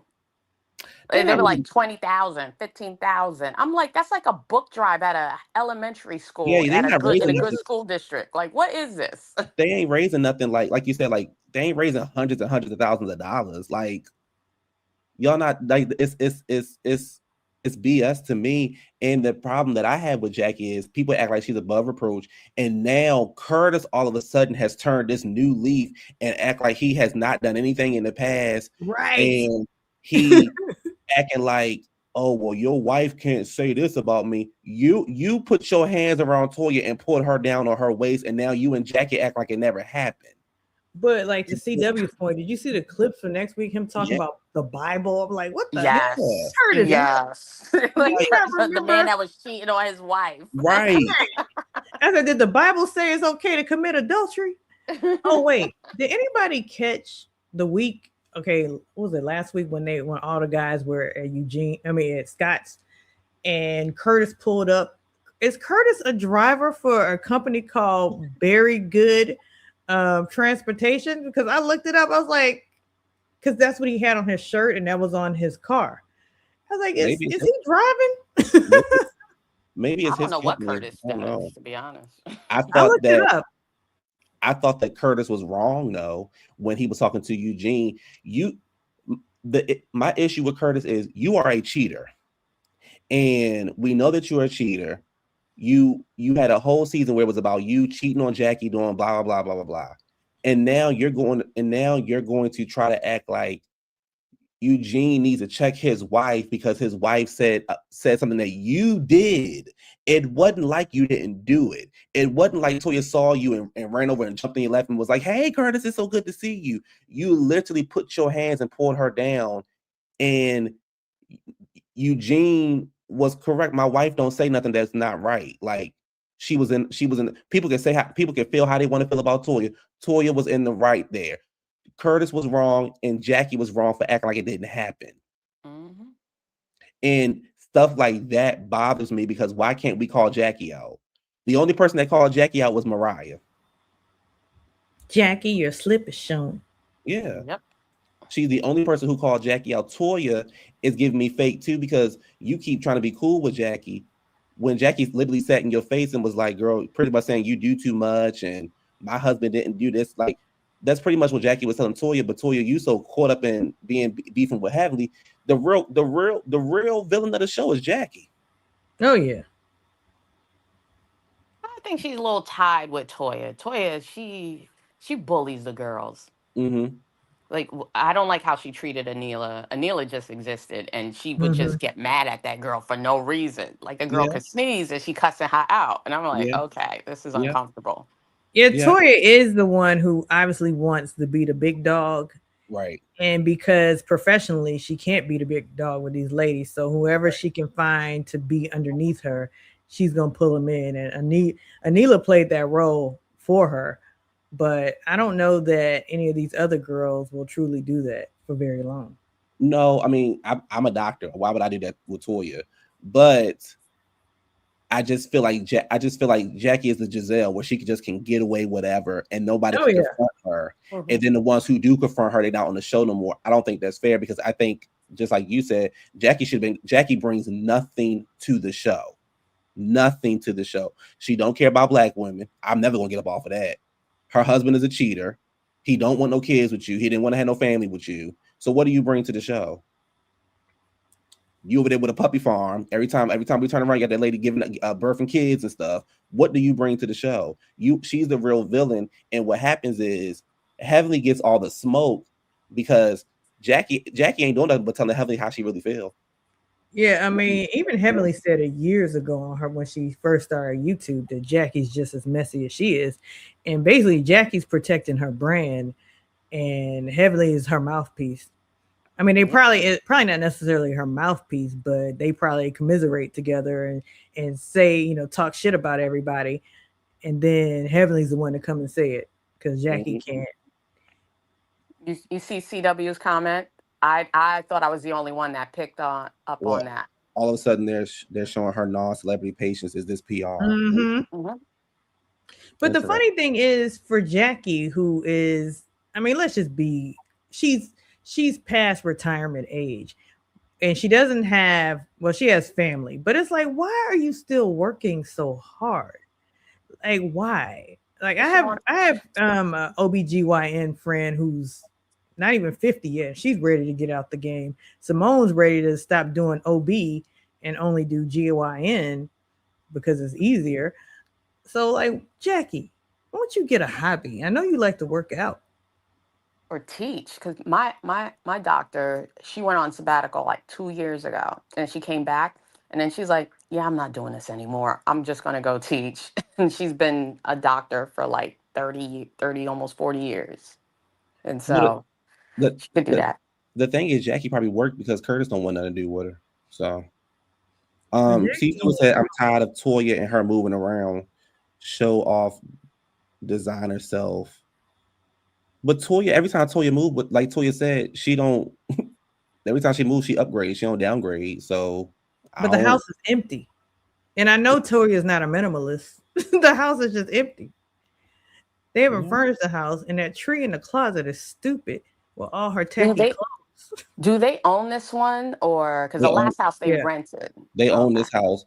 I think Toya's always trying to do the most, right? But I do believe that when them boys move out, I can see her and Eugene getting a condo in Buckhead or downtown Atlanta, something like that, and like staying there. But I think that Toya is always trying to like one up or whatever. I don't know why. Because y'all don't live up, y'all don't have a bad life. Like Toya lived better than Doree living, and Doree live in Beverly Hills. Well, different area code. Yeah, I mean, they're zip not. codes. Well, I mean, but most of the people in LA don't live as well as people in Atlanta, and they're fronting. But what I'm saying is, when we look at the housewives, right? And if this show is supposed to be about money and this and that, yes, I get different area codes. However, Toya's living a soft life, and when I think about the broke girl in Beverly Hills, well, both of them, one live in a pool house, even though I think she hide money. One live in a pool house. The other one is living a life she knows she can't afford, and that her and PK could never afford. I believe that Toya and Eugene, regardless of the show, was always going to be good. The show just put more money in their pocket so they can get a bigger house. But I just believe they were always going to be, they live better than Doree. Yes, I know it's two different area codes. I know it's two different cities, but she lives better than Doree. And I love Doree house, but Toya lives better than her. Toya lives better than Quad. Toya lives better than a lot of the girls, but I don't get why Toya has to it'd be different if Toya was in this house and it was like 5 years and she was like, all right, I'm ready for a new house. But it's like, Toya, you don't even be in the house for a year and you are moving around. And she tried to claim that whole, well, I saw houses selling for $2 million. Let me just sell this house. Toya, you didn't have any equity in that house. Come on now. Right. You'd only been there for like a year, if that. So let's be honest. You needed to get out of that house for some other reason. It was probably finances. But I can't pretend to try to count somebody's money. But from what it looks like, it seems like they're more or less paycheck to paycheck. Yes, they're living paycheck to paycheck in a $2 million home, but they're probably still house poor because Eugene's working all these jobs, traveling around. Whereas, like, there aren't any hospitals in Atlanta. 3 hospitals you could work at in Atlanta. You have to go outside the city and travel 2 to 5 hours, however many hours. So they're not sitting pretty. And once this marriage medicine money dries up, then what do they have? Like, she may be getting paid now, but it doesn't seem like she's saving. Because she said she put the down payment on the house. Well, I feel like this. For me, it's just me. I think that Toya gets a lot of heat for Eugene working. But we literally saw Toya say, why are you working so much? And I believe that Eugene is one of the men who just want to work. I think Eugene loves what he does. And I feel like Eugene going to be one of them guys who die on the job. Like, well, his health wasn't that good. Remember, his blood pressure was out the roof one season. Yeah. And he was even like going crazy during COVID. So I just believe that that's just what he wants to do. I don't think that they're house poor, but I also understand what you're saying though. I don't think Toya is doing anything that she can't do. I don't know. I just for some reason believe that Toya and Quad is in 2 different situations. Oh yeah, totally. I don't know what Quad is doing. I really don't understand it. Like how Quad. I mean, she keeps crying that they're in her business, but I mean, we all want to know. Inquiring minds want to know, how is Quad affording her lifestyle? And I said the same thing about Portia. When Portia broke up with Cordell and she moved into that big house, I'm like, Portia, why did you move into this big, like, you're this young girl. Why didn't you go get you a condo or something like downtown? Maybe buy you the 2 condos next to each other and gut it out and make it one big condo. Why did you feel the need to buy this big old house in the middle of nowhere? With no furniture. With no furniture. Because people think bigger presents as wealth. Right. And then, truth be told, Lauren was probably and her daughter, and she probably had a gang of people living in that house with her. Right. Her mama. And then that was an older house. Mind you, it was still an expensive house all the way out in Alpharetta.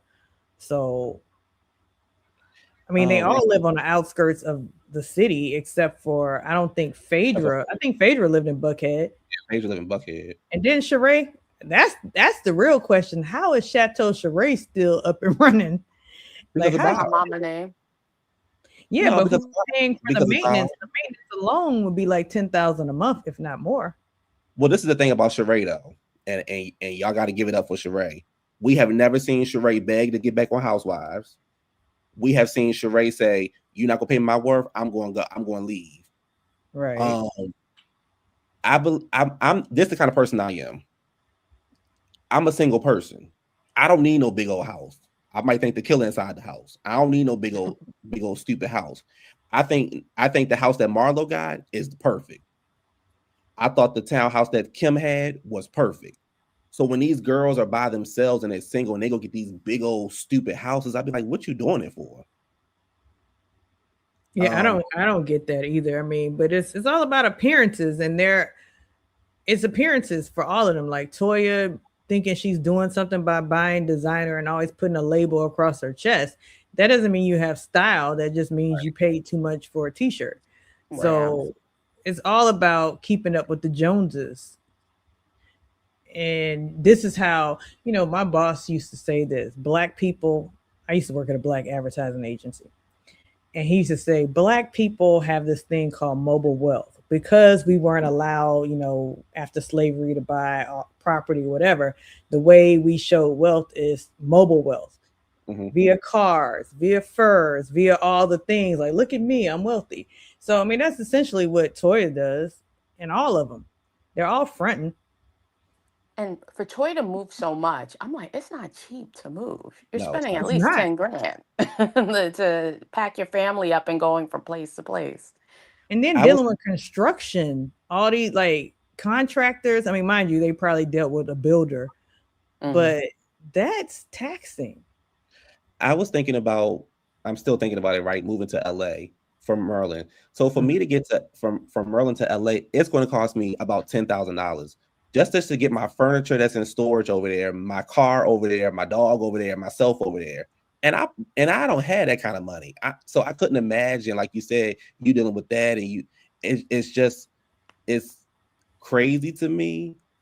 I mean, I'm also not bringing in million. I don't know. I just think it's crazy to me, and I think that they doing it for appearance because. And to go to Beverly Hills real quick, Dorit is in this house, and you are struggling to pay the bills. Mm-hmm. Like, just leave. Just leave the house, but you so busy worried about what the girls are going to think of you, where in my mind, I would be like, oh, look at Dorit trying to get on her feet, making sure that she okay. She sold her house, if she can even sell the house, and she moved into this apartment downtown that's overlooking Hollywood or whatever. You know what I'm saying? Like, you can't afford to be in that house.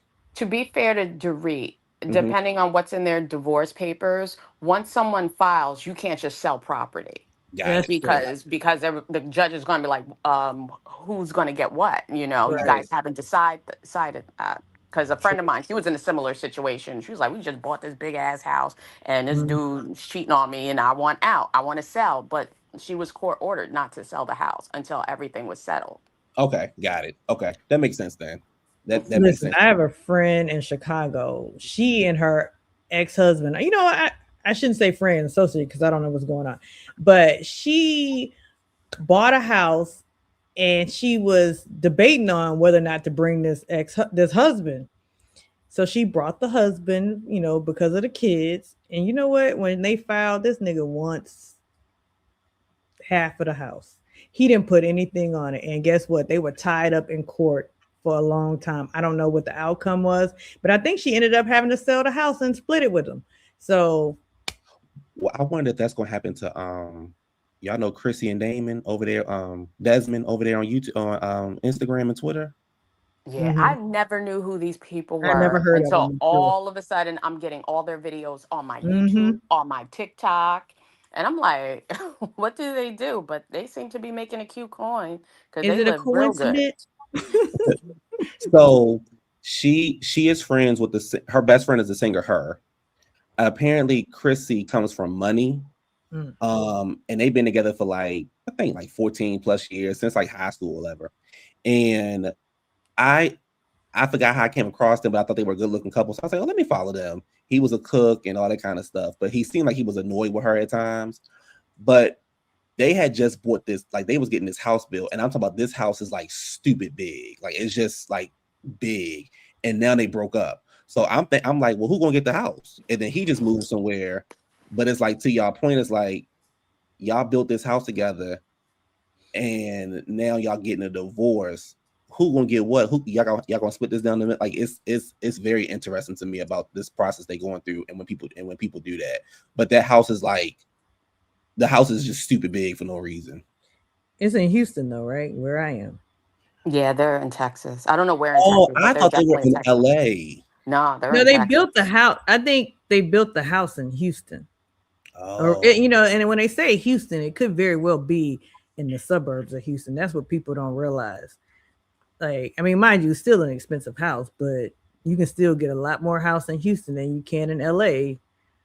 So have they always been in Houston, or were they in LA at one point? I mean, I just found out who they were when the news broke. I just kind of saw here and there, like, they're in Houston. Yeah, because they caught him kissing that woman in Houston at a bar in Houston, right? Mm-hmm. Well, they said he wanted a divorce from her. That's what the people saying in the streets. As Quad would say, that's what the streets are saying, and that she would, I guess, she didn't want to give it to him, so he had to go out, and that's how he ended up cheating to make her give him a divorce. And weren't they supposed to be like first loves or some shit? They just, I mean, mind you, they're out of my. I'm out of the target for them. I'm too old to be. I mean, mind you, but they don't really have a target audience, because when you look at their content, it don't really like.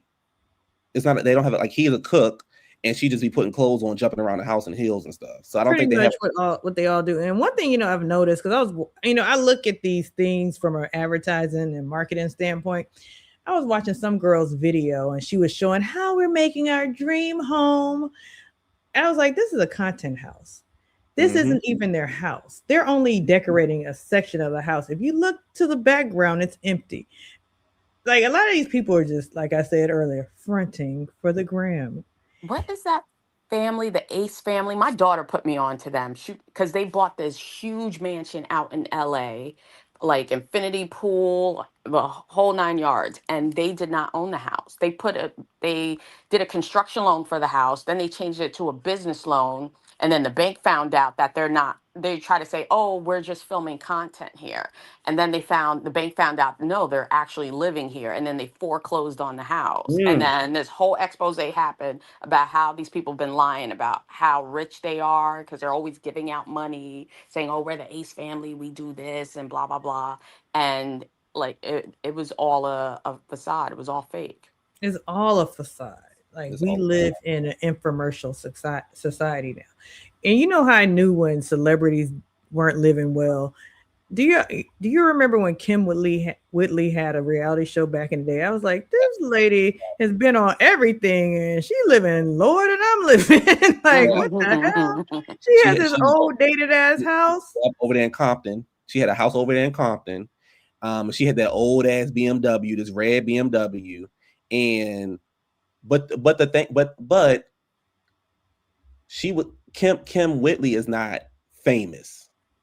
I mean, yeah, she's not. We know her, so I believe that she probably Jennifer Lewis, who's been who's the mother of Black. She lives in a decent sized house, but she's been in everything. Now, mind you, she's not a superstar, but shit, these content creators aren't superstars, and like, she's living like, I mean, mind you, she's living like a 65-year-old Black woman, or however old she is, like with orange mustard colored ceilings, but still, it's like, what? Like, they're not. And then when Taraji blew the lid up of how they're not, none of them are rich. A lot of them are renting. A lot of them are leasing cars. Just like when what's her name? Tisha Campbell. When she had only like 33 cents or something. But that's. Go ahead. What were you saying, Ali? No, and I said after she broke up with Dwayne. Yeah. The scammer. That's the thing, though. These. When I think of celebrities, I don't think of Tisha Campbell, and nothing against them. Yeah, I mean, think like celebrities, definitely or like Denzel. Yeah, Denzel, Viola, Angela. I think of those people when the thing with Taraji, though. This is the thing that gets me with Taraji. She complains so much, but this is the life you chose to live.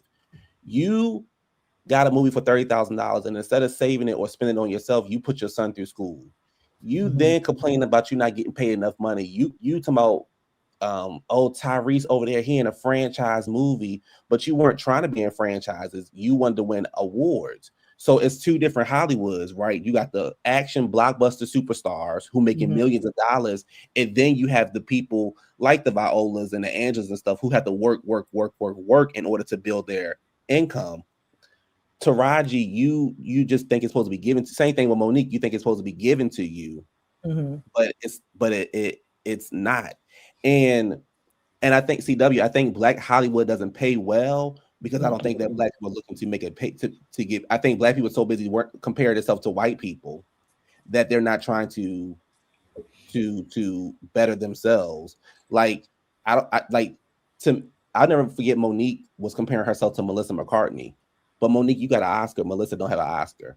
So, like, there's no comparison there. You was mad at Amy Schumer. Amy Schumer was actually going out. I don't think Amy is funny, but she was actually going out and she was selling out arenas. When I went to go see Monique, I saw Monique inside of a hotel ballroom. So it's like, I feel like Black Hollywood needs to unionize. I think the issue is, let's say Taraji, like when she did Benjamin Button and they paid her $250. If she was to say, okay, I want $1 million and I'm walking, they basically told her, we'll just get another Black actor. So if they were unionized and moved as a unit, they couldn't get another Black actor to fill her shoes, and they would be forced to pay her that $1 million or whatever amount she wanted. But I think they undercut each other because they all thirsty for fame. Yep.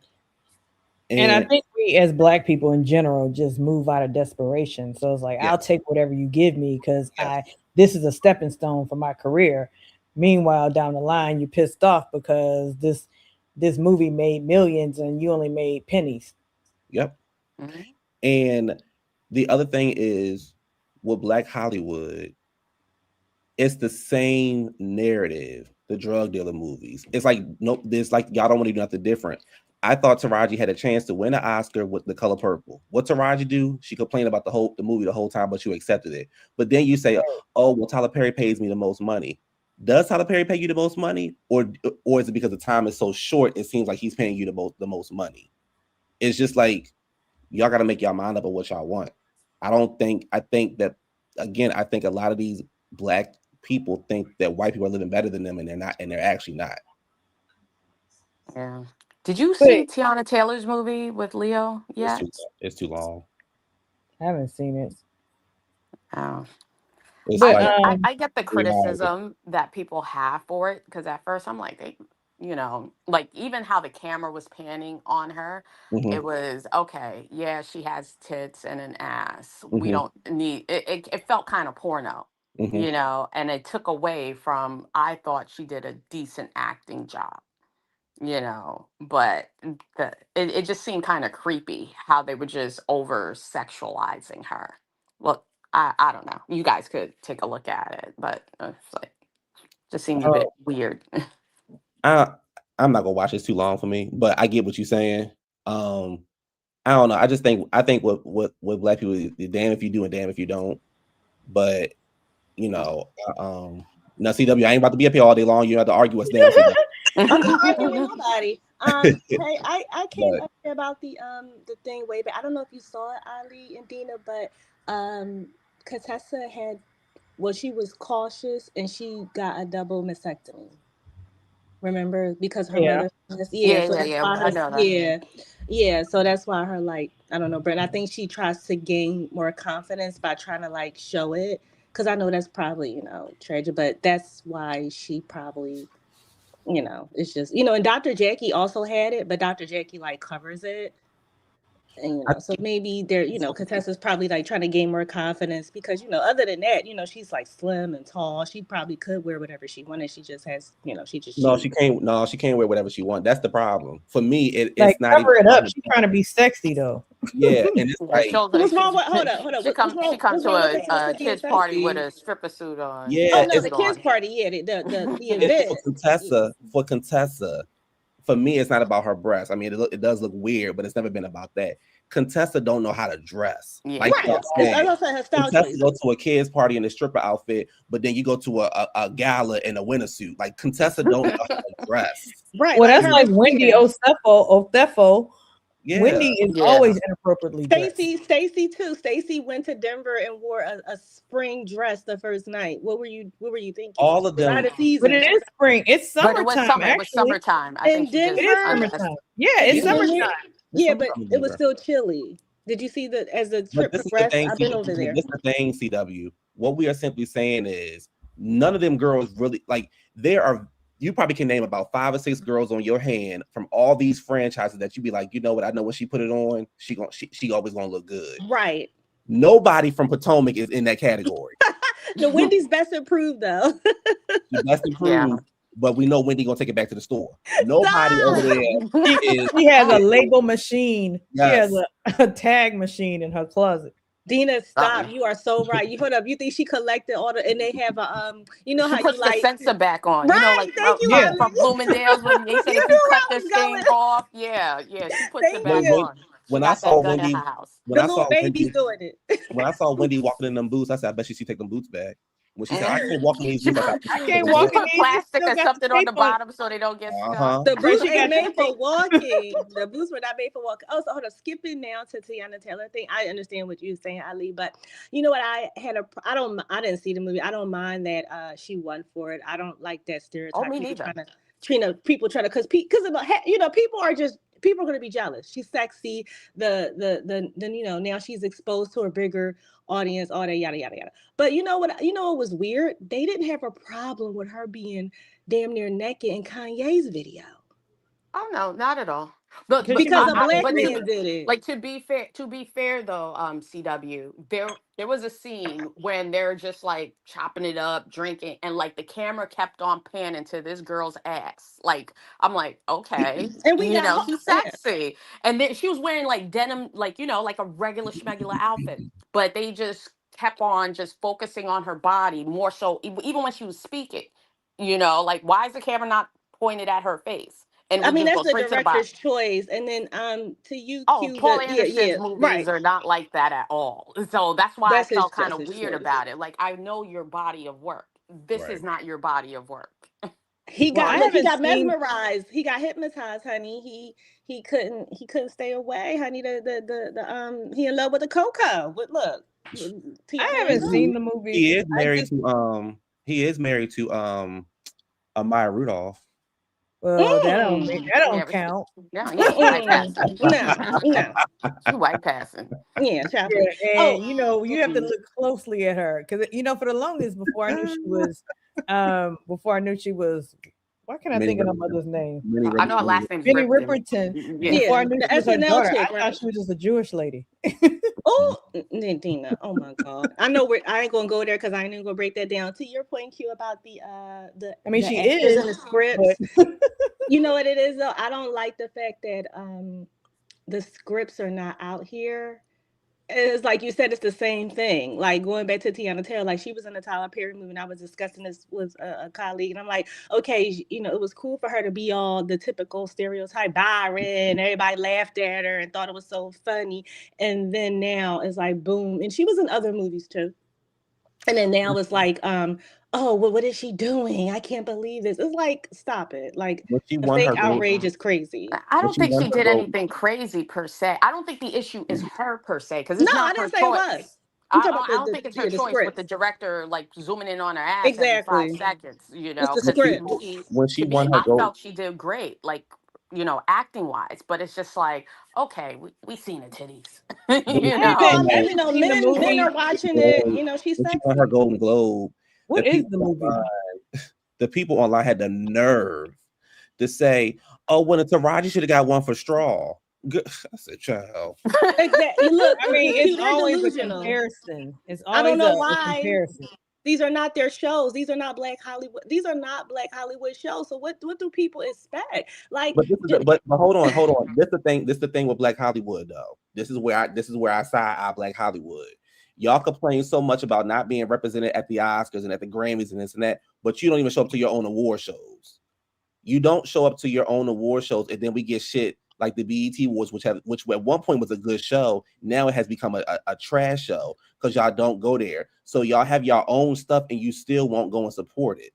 Well, it's the seeking of validation from their oppressors. It's always wanting to be accepted by your oppressors, which is sad. But I haven't seen the Tiana movie. However, I will subscribe to the idea that Black people do only get awarded roles for being pimps, hoes, and dysfunctional people. Oh, you played that role very well, Monique. Oh, you were great, Hallie, at just being a white man's whore. Oh, or a crackhead. And so I don't know what Tiana wasn't, to me, she was playing a role that's normally not the typical Black woman. Like again, I didn't see the movie. I don't even know Viola what the name of the movie. Viola and them. I was mad that Viola Davis won Best Supporting Actress because, in my opinion, she should have won Best Actress because when you look at Fences, Viola in the movie longer than Denzel in the damn movie. So I'm like, there was not another movie. Well, you got to blame the studio for that because they're the ones. Yeah, I am. Well, yeah, I mean, they submitted for that category. Yeah. Well, I mean, I do believe by design. It's by design that we get submitted for certain roles and not others. Well, you submit your own work. You have to agree to it. Don't you have to agree to it? You don't. Well, of course they want the accolades. The studio can submit the work for you. Yeah. You don't necessarily you don't submit for independent movie, you can submit it because you're the one that's running everything. But when you're in a major studio, they submit your stuff. And they choose the scenes, right? No, they do the full body of work. Right. Like for TV shows, they pick an episode. Right. That's what I mean. For movies, it's the whole movie. Yeah, when you are part of the Academy, your job is literally to watch every single movie that came out that year, and then you sit down and say, okay, well, we're going to go ahead and vote for this and vote for that and vote for that. But as far like she said with TV shows, you pick an episode. But how did Lupita win for being in a movie for like 5 minutes? My thing with Viola Davis was though, Viola should have been submitted for Best Lead because there was no other female in the movie that she was supporting. She was the lead actress who in my opinion was done for taking care of another somebody else's baby. But you Denzel died and I'm glad she won, but I'm like, why is she winning for Best Supporting Actress? Did I miss something here? Who was she supporting? Yeah, because versus that, I agree with you. Because versus did she win for Doubt? Because to me, even though she was in Doubt for not long, she did that. She ate that role. What happened with Doubt? What happened with Doubt was Meryl Streep had won an award, and Meryl Streep had got on stage and said, y'all need to like pretty much like give this woman a job and like pay attention to Viola Davis. Like she was putting a spotlight on her. Viola Davis won for Fences. Okay, now going to Regina King. Did she not win her small role for that movie she did with Tom Cruise? She won an Oscar, didn't she? She won an Oscar. Regina. I'm getting her confused with Regina Hall. Sorry. No, Regina King. Yeah, she played that part, and that was a small part. She won an Oscar for Bell Street. She didn't win an Oscar for the time. But she got nominated for that one, right? No. She did. Oh man, because that was a powerful scene. I loved what she did in that.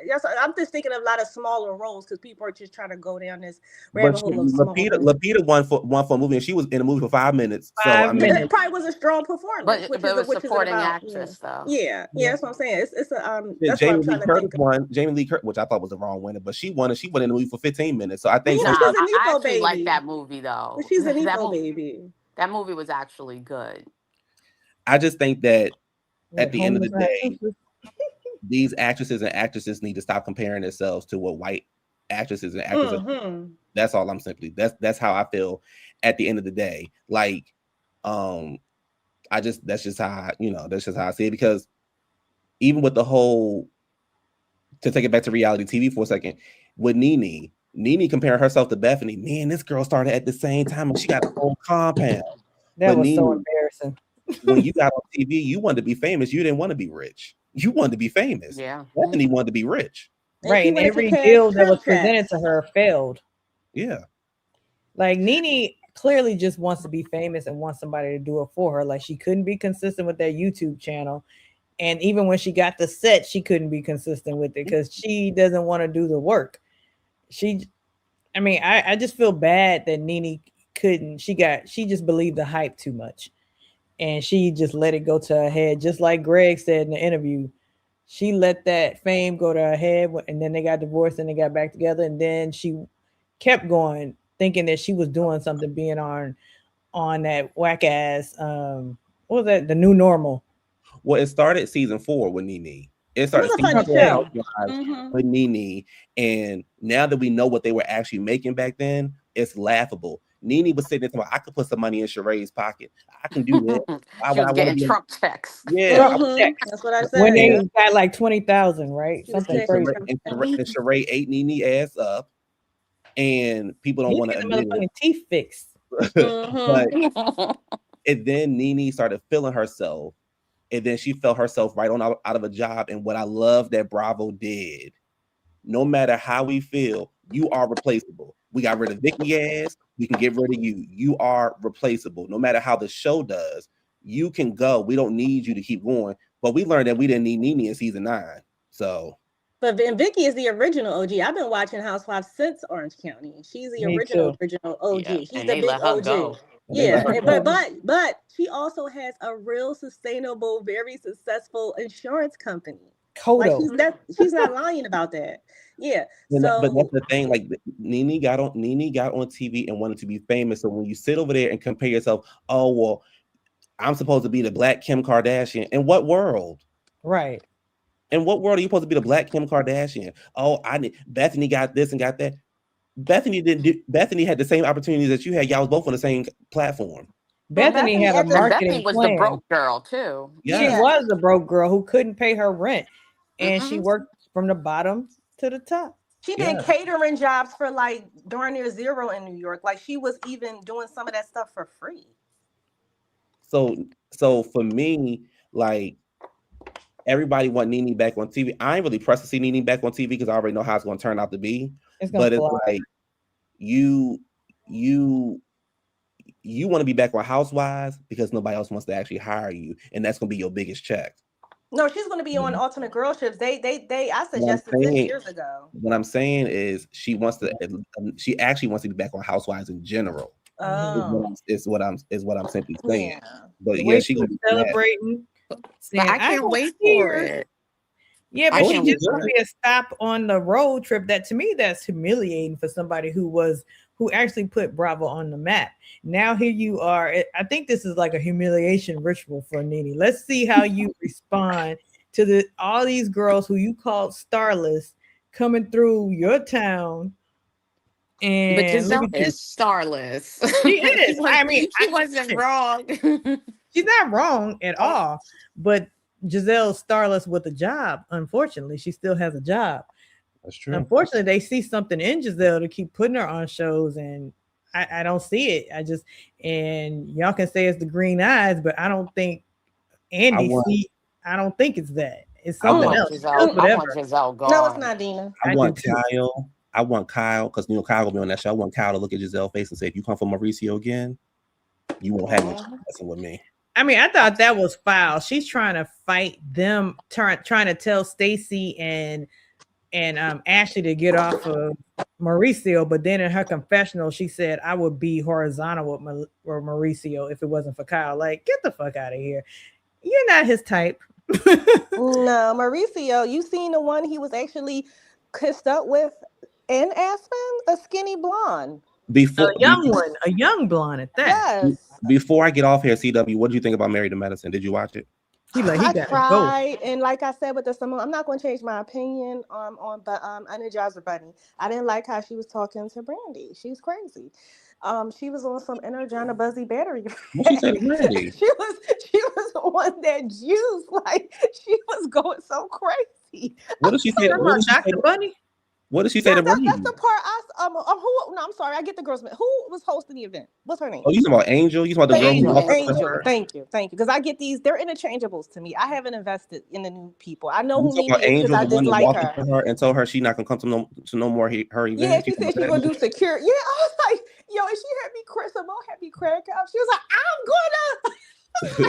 gonna And then she didn't have the same energy for Quad, so I guess that's why Look, what's her name don't. got First of all, mad. you ain't gonna tell me who I'm gonna have energy for. Energy on the Buzzy was juiced up. She was on double battery acid, or so. She was so crazy because she let Heavenly walk out. See, Heavenly is an energy vampire. She's like, after Heavenly then popped it off, she left with her husband and was like, I'm getting the F out of it. And she laughed all the way home. I don't understand why they don't see this by now.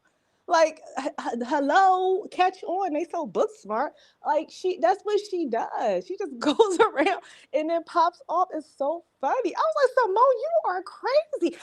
That's why You I pulled the believe. quad. That's why I believe that this show, that episode was heavily edited, because a lot of stuff didn't make sense to me.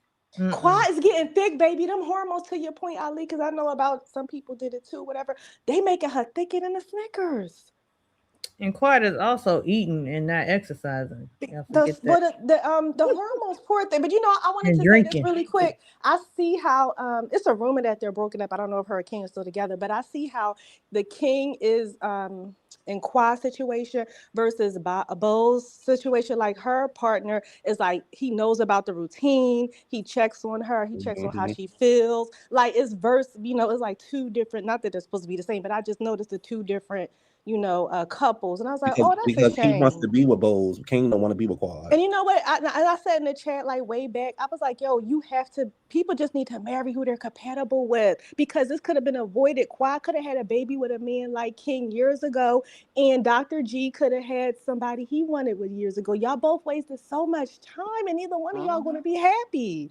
Well, but Keely's Quad, just happy that Bose bought him a new hairline, so he's gonna stick beside her. Oh, Dina. the thing with Quad, though, Quad did the same thing Monique did. She married a man for necessity. Oh, well, I mean, that's what some of them are here for. I don't care about that. But she didn't have to stay as long as she did when she Yeah, got she on her did. feet. Yeah, she did. She had to stay as long as she did, because it took her forever to get on her feet. Oh, well, that's unfortunate. But I mean, that's not a smart. Then that's not very smart.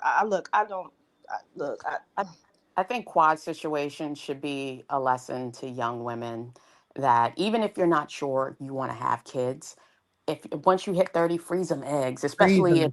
if your company gives you insurance to cover that, freeze those eggs at least, so you at least got that part done, and the eggs are more viable and able to take than someone who's Quad's age.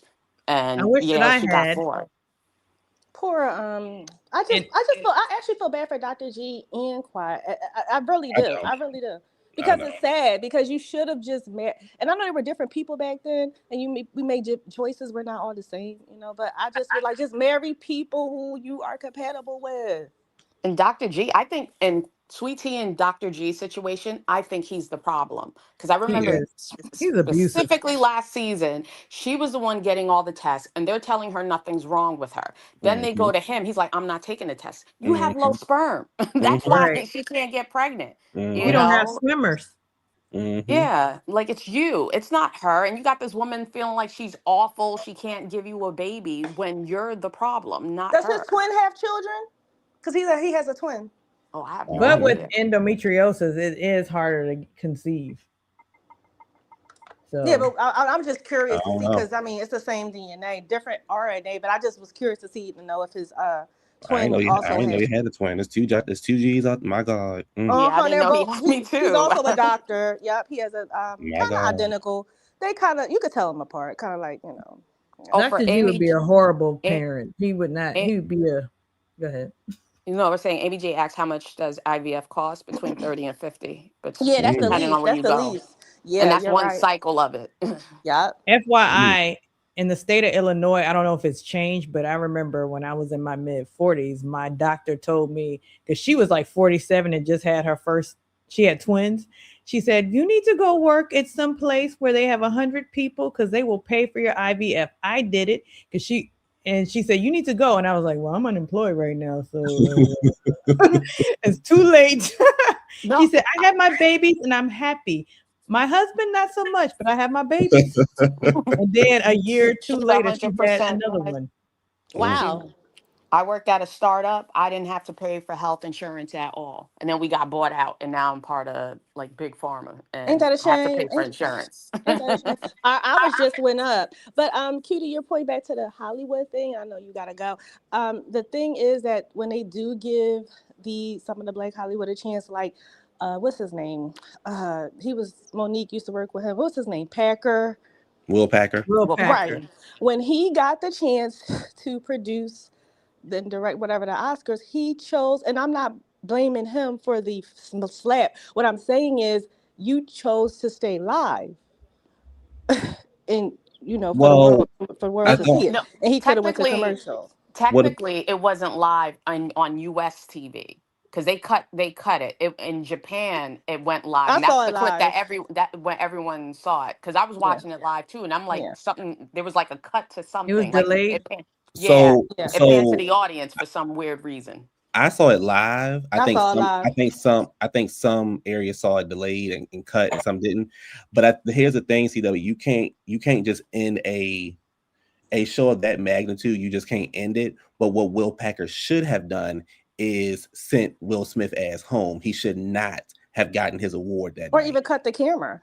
I mean, it's in production. You can, you not But Well, saying if end they it, but something could have. I mean, what I'm saying is, it'll probably won't be to another. Who knows when the next person's going to come up after him with that? but It's that's just the not whole thing was wouldn't just it have been trash. weird though? Because they don't know who wins until they open up that envelope. Right? They don't know. So I mean, yes, but I think we all had a feeling that we knew that Will Smith was going to win. And at the end of the day, when you're the person that's producing it, you could have said, "Present me that. Let me see that best act. Let me see who won. Oh, he win. He's not getting his award on live I TV." thought that was the academy. I don't know. Is that the academy in charge of that? I don't know. But what I'm simply saying is like nobody knew what he was going to do. But to me, that's not really Will Packer's fault. That's more so Will Smith's fault. I think that Will Smith messed it up for him because, like, you had this award show that was going smoothly, and then you come here with this bullshit, and then you still stayed and won your award. I just thought that was wrong, in my personal opinion. I don't know, right? Like, I don't know, but I just thought it was wrong. The Speaking of whole live, thing was a before you mess. go, Mhm. question: is Watch What Happens Live still live? Because I remember for a Not on while it was Sundays. pre-recorded. Not on Sundays. Yeah, so that whole thing with Quad and Giselle last night, I mean, it was recorded, but Mhm. Andy was all here for it because he knew that it would make headlines on every vlog the next day, which it has. So Yeah, it's not so. Like, for instance, Wendy Williams, she would on her Friday show it wouldn't be live. Yeah, Thursday. Um, It would be the either first or the second. I love the first um, show. Oh my god, it was so funny. Watch What Happens Live is not live on Sundays. well, that's unfortunate because that's the best day. I mean, Black Day. Yeah, the Black Day. yeah, just realized during the week, only celebrity Black people get on during the week. Well, Uh-huh. Scott Well, Jackson. Bose will be on this Thursday. I miss Scott Jackson. I gotta go see if they have it on demand. Does anybody know? Do they mix it in with the last show, or is it separate? Because they've been trying to mix it in and be real slick.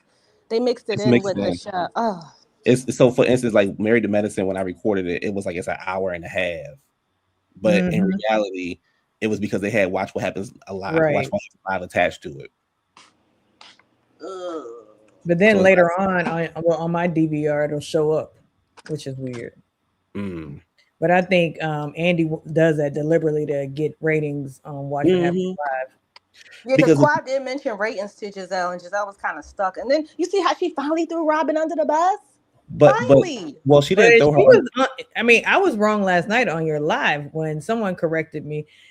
I mean, now it's all over the vlogs that Giselle did in fact put something on it. Like she was talking about it. Like no, she was like, oh, and Married to Medicine too, but they were initially talking about Real Housewives, Atlanta, because you got K Michelle over there, and we know she comes from VH1 world and stuff like that.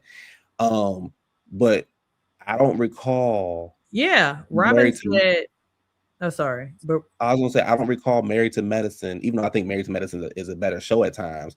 I don't recall Married to Medicine outrating Potomac. Yeah, I'm like, how? Really? Yeah, I Well, don't think Potomac so. had all-time low ratings last season, so that could possibly be the case. Yeah, I'm sorry. Married to Medicine has been consistent. We got But it. it's been, but the thing What is, about the ratings?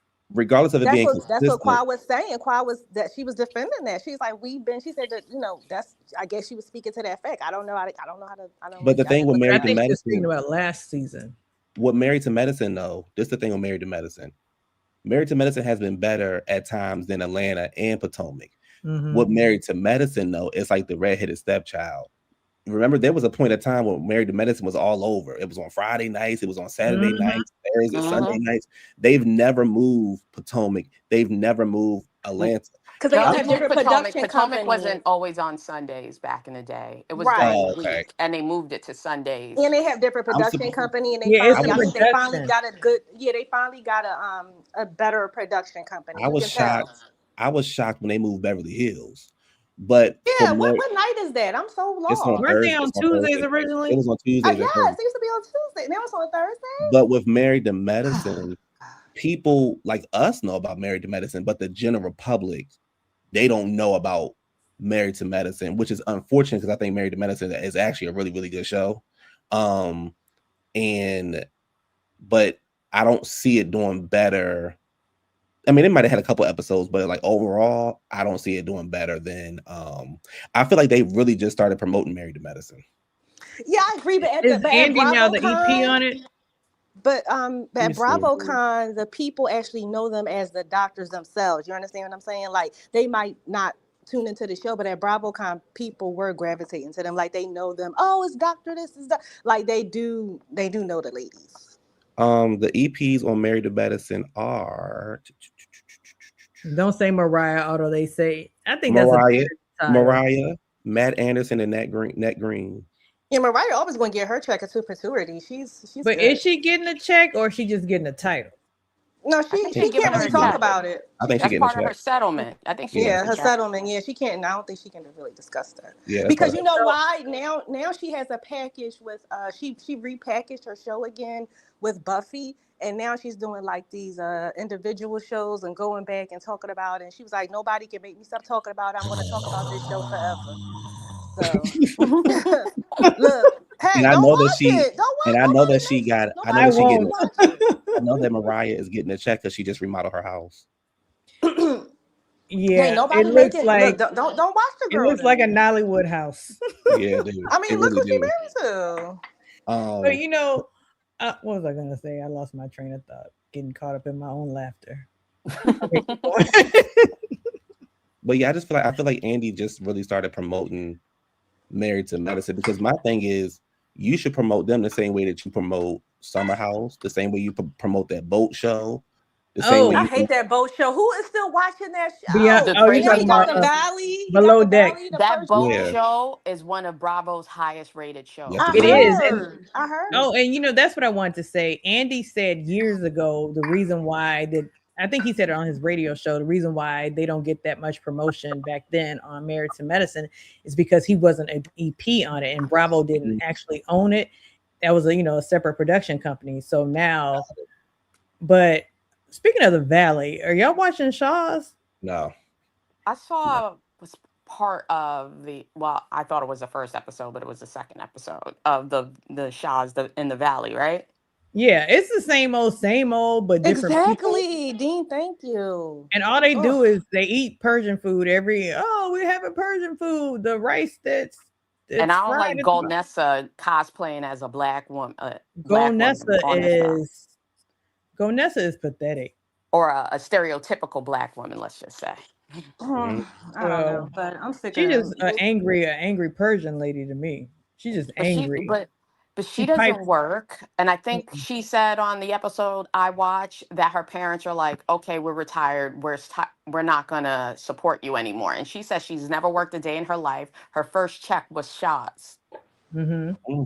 Right. And so she's just been hustling and begging her parents ever since. And I think her parents have money, but I don't think they have like Hadid money. And I think she's going to get, if they, God forbid they die soon, she's going to be ass out. Well, she They're wants not them to gonna die leave so she her. could get their inheritance. Yeah, Her they're not gonna inheritance. leave her poor and destitute. They're not. They're just trying to make her. But will It's a she lesson. spend It's it a all? Is lesson. the question. She's like, I will not downsize. I need like 17 bedrooms. Like, She's a come on trust now. fund baby. They not most of those Eastern family. I don't know. They ain't gonna do that. But her sister, on the other hand, is at odds with her because of Vanessa's crazy. She's certifiable. But anyhow, I know Q wants to leave. Oh, wait, Q, before you leave, I don't know if you follow Giorgio Says on TikTok. Yeah, I do. You saw his post and delete about Angel? Yeah, I said it yesterday. Oh, okay. I said it yesterday, Angel. So he said that the production company is the one that put the ladies up in the house. Angel had actually suggested that they go to the Four Seasons. So the fact that Giselle is making it seem like it was her idea was never her idea. And if you pay attention, when they were on the plane, they said we're going to the Four Seasons, and you see the camera pan back to Angel. Angel started laughing. That's why he wasn't trying to take them so by seriously. production to give them a storyline. Yep, and that instead of complaining to Angel about the water and stuff, Giselle had went and complained to the higher ups. Because for me, I kept saying, well, if this is Angel's trip, and to me, it's two wrongs. Angel didn't check up on them, but Giselle, you also didn't let her know what was going on either. Right. So come to find out, now I see why you didn't let her know. You went to the higher ups and you complained. But my issue. Or Angel, being a newbie, thought, well, if production's doing all this, they should be the point of contact and not me, because I didn't plan this. I would have Joanne the scammer. It would have been, get off my Caucasian plane right now. And I think it's unfair. I think it's unfair for the treatment that Angel's getting. And if you pay attention, I think production probably paid for it, or either Angel paid for it. That plane was $8,000 an hour. So Wendy, where was she spending that? Where was she spending $1,000 at if she paying $8,000 an hour for y'all to get to Aspen? So I just think Angel getting the. I'm still not the biggest fan of her, but I hope she get down to reunion and she call production out. Yep. Angel's just not quick on her feet. She can't talk shit. She's just not quick on her feet. Like when she was saying, I'm the one that does the 10 checking. I'm still waiting. I'm still waiting. You're not miserable. I'm not trying to be smart, but you're like grounded and probably not miserable. You're coming into this thinking you're gonna be accepted. Like she said, I'm pampered. Like she's happy. I agree. Hating hoes ain't happy and vice versa. Like we know the rest. Like but this the thing, but CW, this she didn't do her research though before coming on the show. Like you know how, like Stacey did the work. Kay was supposed to give her the But this is the thing. Kay's not her friend. Kay is not her friend. I couldn't imagine my friend getting ganged up on every time I turn around, and instead of me saying something to the group, I go and pull her to the side and be like, she did. She said something on the plane. No, she didn't. Apologized for her. No, but this is what I'm saying. Hold on, CW. This is what I'm saying. These girls have attacked your friend since Nevis, and you have yet to dig in somebody's ass the same way that you was digging in Stacey's ass, or you try to dig in Stacey's ass. So what I'm simply saying is, you keep saying, "Oh, the group, they're pissing me off. They're pissing me off." I understand how you feel, but then when Giselle says something, you say something, but Giselle snap on you, and what you do, you cower down. So are you really her friend? Well, not only that, remember last season, Kay's inaugural season, she was taking up for Wendy at every like she was taking up for Wendy a lot. And she fought someone. Right. Over Wendy? Over Wendy? Over Candace. Over Candace. Yeah, right. So I'm like, that's what I'm saying. It's kind of like, I don't know the dynamics now, whatever. Because you could be somebody's 20-year friend, but that doesn't mean you've been friends for all 20 years. You understand what I'm saying? Like, yeah, we could be friends for 20 years, but that doesn't mean you've been a friend. She did her mother's hair for her funeral. Like she did the they're body. close. They're close. They're supposed to be close, yeah. I don't know. It's weird. Yeah, but I mean, that could have been, how long ago did her mom pass? Like 5 years ago? Yeah, it could have been some. That may have been like, we see each other every 5 years. Thank you, Dina. You know where I'm going. And that's the other thing. The audience don't like you, Kay. That was your opportunity to get some people back on your side. Because all we see is you attacking Stacey. We don't see you going off on nobody else.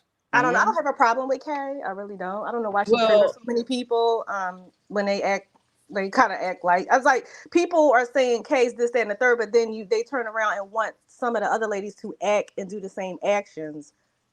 I'm confused. Like they want Angel to act like Kay. But no, we don't want Angel to act like Kay. We want Angel to stick up for herself. I remember Candace right. saying on her podcast that it's obvious that Kay has not been mentored. She gave an example of Neither when has she was on Candace. some. Neither has Well, but Candace. she gave an example of how they were getting drunk on some trip, and Karen came in and mentored her, like, girl, you got to get back up, get yourself together. Let's go out here. And Karen mentored this. These are Candace's words paraphrased. Dina, get off. Dina, stop. Wait, I'm just saying what Candace said. But I mean, but to bring it back, that Kay doesn't know how to play the game. Clearly, Stacy, on the other hand, she did research. She knew how the game was supposed to go, and that's why whenever they shooting bullets at us, she just dusts them off. Like she's dusting Stacey those was a haters. hypocrite to me, kind of last. I understand they were upset, but it was kind of hypocritical because when you were in the bunk beds in the dormitory like a freshman at some low grade college, you didn't have a problem with your They had accommodation. hot water though. Yeah, they had water. Yeah, but that When you wasn't have Angel's water, fault. that's all the difference. I mean, I've been in Colombia where I had cold water, and I was like, "Where is the hot water? Oh, we don't have any." And I was like, "Oh, I can't wait till I get to Panama. I'm gonna have hot water. No hot water there." I couldn't wait to get home. I was like, "That is miserable." And this is why I'd rather do the cruises to those places and not fly there because it's strange. So you can't flush tampons on cruises? No, you cannot. I know. I've been on them and I was miserable. I hate cruises, but anyhow. Yeah, I just think that Angel should have stood up for herself last night, and I thought somebody should have had her back. I wouldn't. And Man, Giselle would have got one. Exhaust. Giselle would have got one apology out of me, and that would have been the end of it. I wouldn't have got to the table and apologized again. I don't know what Wendy was over there talking about, like Jazzy. Yeah, so Wendy and her they would have been on my ass. plane. They would have been on my Caucasian's friend plane. Get off immediately. Get off. My like plane. I mean, that was her opportunity to. Yes. Because you don't have to be here. You know what Yeah. I would have said? I don't want to stop you from enjoying the Four Seasons. Y'all can just go to Four Seasons right now. Yep. Just go. Thank you.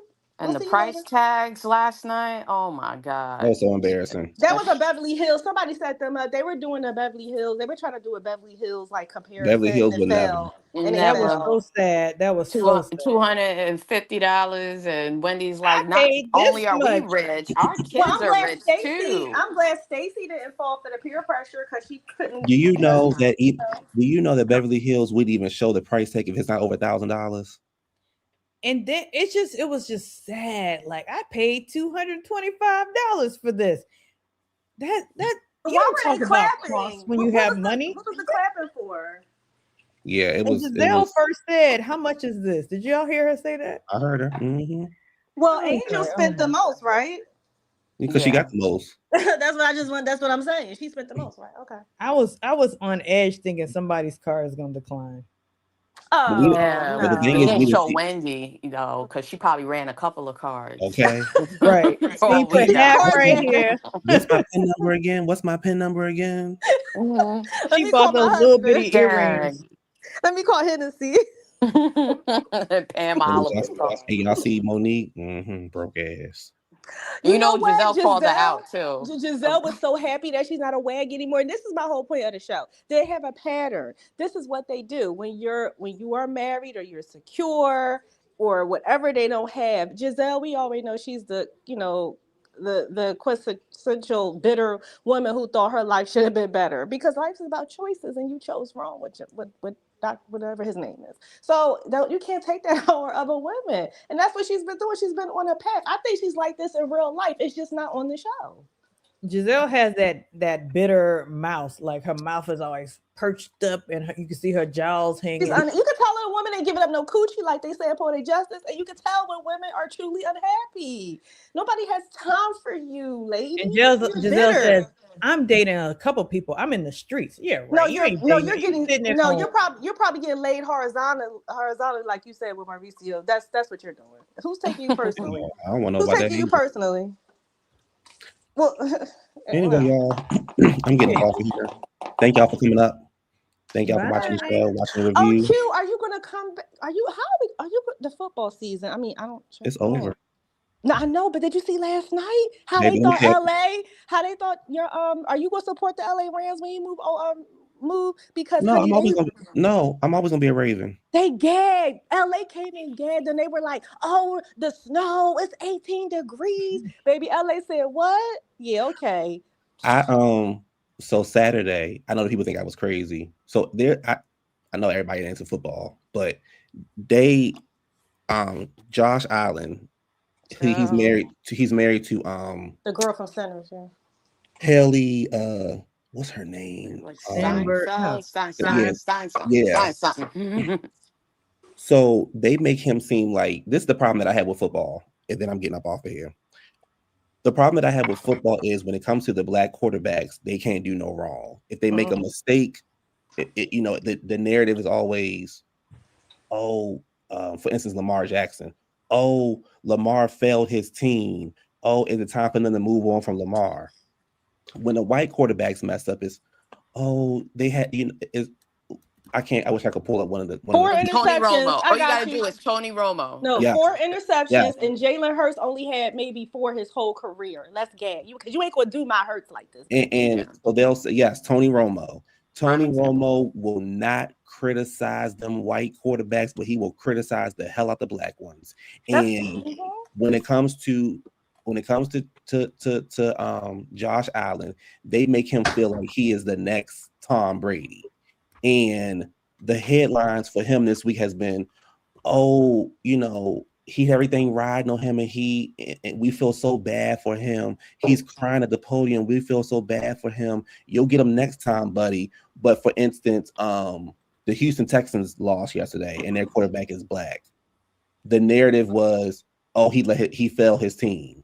But hold on, remember on not before Russell came over to Giants, his coach, who is cool with the staff with the Seahawks. See, he probably shouldn't have went there because they probably all like shade, they don't like him. You know what his last coach gonna say? Focus on football, stop having them babies. Why you ain't tell Josh Allen not to have no babies? Why you ain't tell Josh Allen to focus on football, not get his actress wife pregnant, nigga? The fuck? Yeah, like it's the narrative. So when they lost, I was screaming at him because I was so happy. And then they fired his coach this morning, which I think thank you for telling me that. I thought it was the wrong move, but I don't like the narrative of and as we already know, right? The black people got to work twice as hard. Lamar Jackson does not have a Super Bowl ring, but he is the best quarterback that we've seen in generations. But he cannot make the same mistakes that Josh made, because then he'll get the narrative, he's not good enough. He failed his team. He's this and he's that. That shit be getting on my nerves. Yes. Well, they never wanted a black quarterback. Yeah, all American white. Black men were mentally astute to lead a team. Yep. Well, Dean, it's not only that too to you, to everybody. It's the fact that I noticed that in since college and maybe high school, especially down south, they don't coach black quarterbacks to throw. That's why I have a problem with Jalen Hurts, because he knows how to throw. When Tom Brady has lasted long, you know why? Because he's not running, getting attacked. And when he got the wake up call after AB left and his older joints and bones was being sacked, he didn't like it. So if you watch the pattern, they don't train them to really throw. No, they don't. Run. They train them to throw, because to them, they think that black people should be running. And also with Tom Brady, he made sure his O-line was legit. Yep. He had a hand in picking them boys, making sure that, so I'm not getting sacked and I don't have to run. Yep. We got to have a good O-line. Exactly. Yep. And the thing is, there was when Lamar got into the league, he's not a quarterback. He needs to be a wide receiver. It was so many things against him. And I already know that when he wins the Super Bowl, because I don't know if y'all know what Lamar look like. Lamar don't look like your average quarterback. Lamar look like a hood nigga. He like somebody who's still standing on the corner selling drugs. So can you imagine when he wins, what's that going to do for everybody, like for the black boys' confidence? Like, but they Lamar Jackson. Yeah. I'm looking at him. Ooh.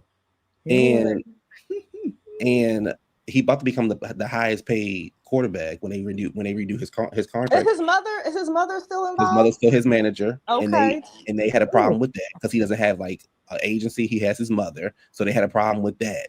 And Jalen Hurts has mostly all black women running. And Jalen Hurts got all black women for his agency. The NFL has a problem with it. They got a problem with it. Lamar Jackson is unfortunate looking. He's very he to me, he $250 million fine. You ain't never lie. You better say so. Okay. Forgive me for I'm gonna be the attacking. Yeah, the proudest. white girls Look, are you gonna can wag find him me. attractive. You can wag Oh me. yes, baby. most definitely. I'm In looking my at him Dr. like who's his Umar girlfriend? voice. And Lamar and Josh and Patrick, those are football stars. Darius and Steve, Darius. they would be the ones bringing them the water out.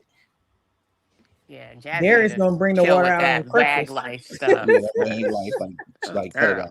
out. But my thing is, if you were the wag sis, how come all the other wag husbands couldn't get you to jet? Mm.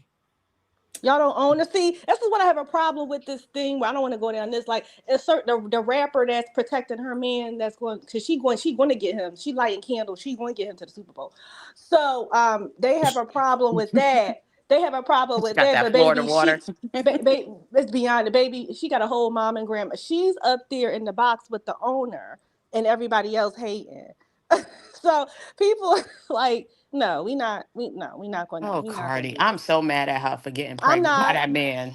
I'm Like, not. yeah, He is a hood girl. rat. Wait, V. Spencer said, "I work Oh for." my V. Spencer God. said, "I work for the league. Those pictures of Jazzy on the field after the game. Practice squad does not get credentials for pregame." oh, B. Spencer, can you get me a job? I'm qualified. My I need sister a job. girlfriend works for the NFL too. She loves it. Yeah. She did an internship and got hired. I'm so happy for her. V. Spencer, y'all hiring and marketing? And I don't want to say the NFL is Try rigged the because I don't think WNBA, Dina. Sorry, Aunt Cuba. Try WNBA. she ain't gonna make no money over I mean, there. I'm in Texas. That's not true. V. Spencer's in Texas. I'm in Texas. Yeah, go over to work for the Texans. Well, Always tell people go into pharma. That's where the money at. Mm-hmm. Well, when you've been an average, never mind. Let me get off of me. So you could go and help clean up those ads because every time I watch Bravo Live, they always got that HIV ad, and it's God. always the black couple, the gay couple, and a black woman. Girl. Well, that's the I'm like, what demographic is that's this? targeting. Hold up, All Dina. the Can you time. change the names for the and Ali? Can you help with the names? What the hell is a Sky Ritza? It remind me of Riz. Like you got some Riz. Like the names are out of That's not my control. department that does That's that. And ideation. That's yeah. ideation. Justice for my- who? Justice for get out of here, top I shelf. know it's time for me to go. No, All right, no, y'all. that's a shame. Top I know shelf it's is time for here. Top Shelf and his bullshit. That's horrible. She said that. Poor. She's Garcelle's living fine. She was like she's not complaining. She got 100 movies lined up on Lifetime. She good. I liked her movies. Girl. Who, Garcelle? Yeah, that truck over when the girl she tried to find her niece. That was a good. And she got it. Yeah, she's doing good. She got a lot of movies lined up. Go ahead, Garcelle. Who's Garcelle's net worth? I don't know, and I don't care. It ain't Kyle Richards net worth. What does that have to do with look? Garcelle Anyway, y'all, ain't in I'm no getting up tax off trouble. Don't getting up compare off the here. white girls to the black girls. I'm getting up off here. I'm about to go find me something to eat and watch TV. Have a good one. Enjoy your day off, everybody. Bye, everyone. Bye, everybody. Talk to y'all Bye. later. Bye.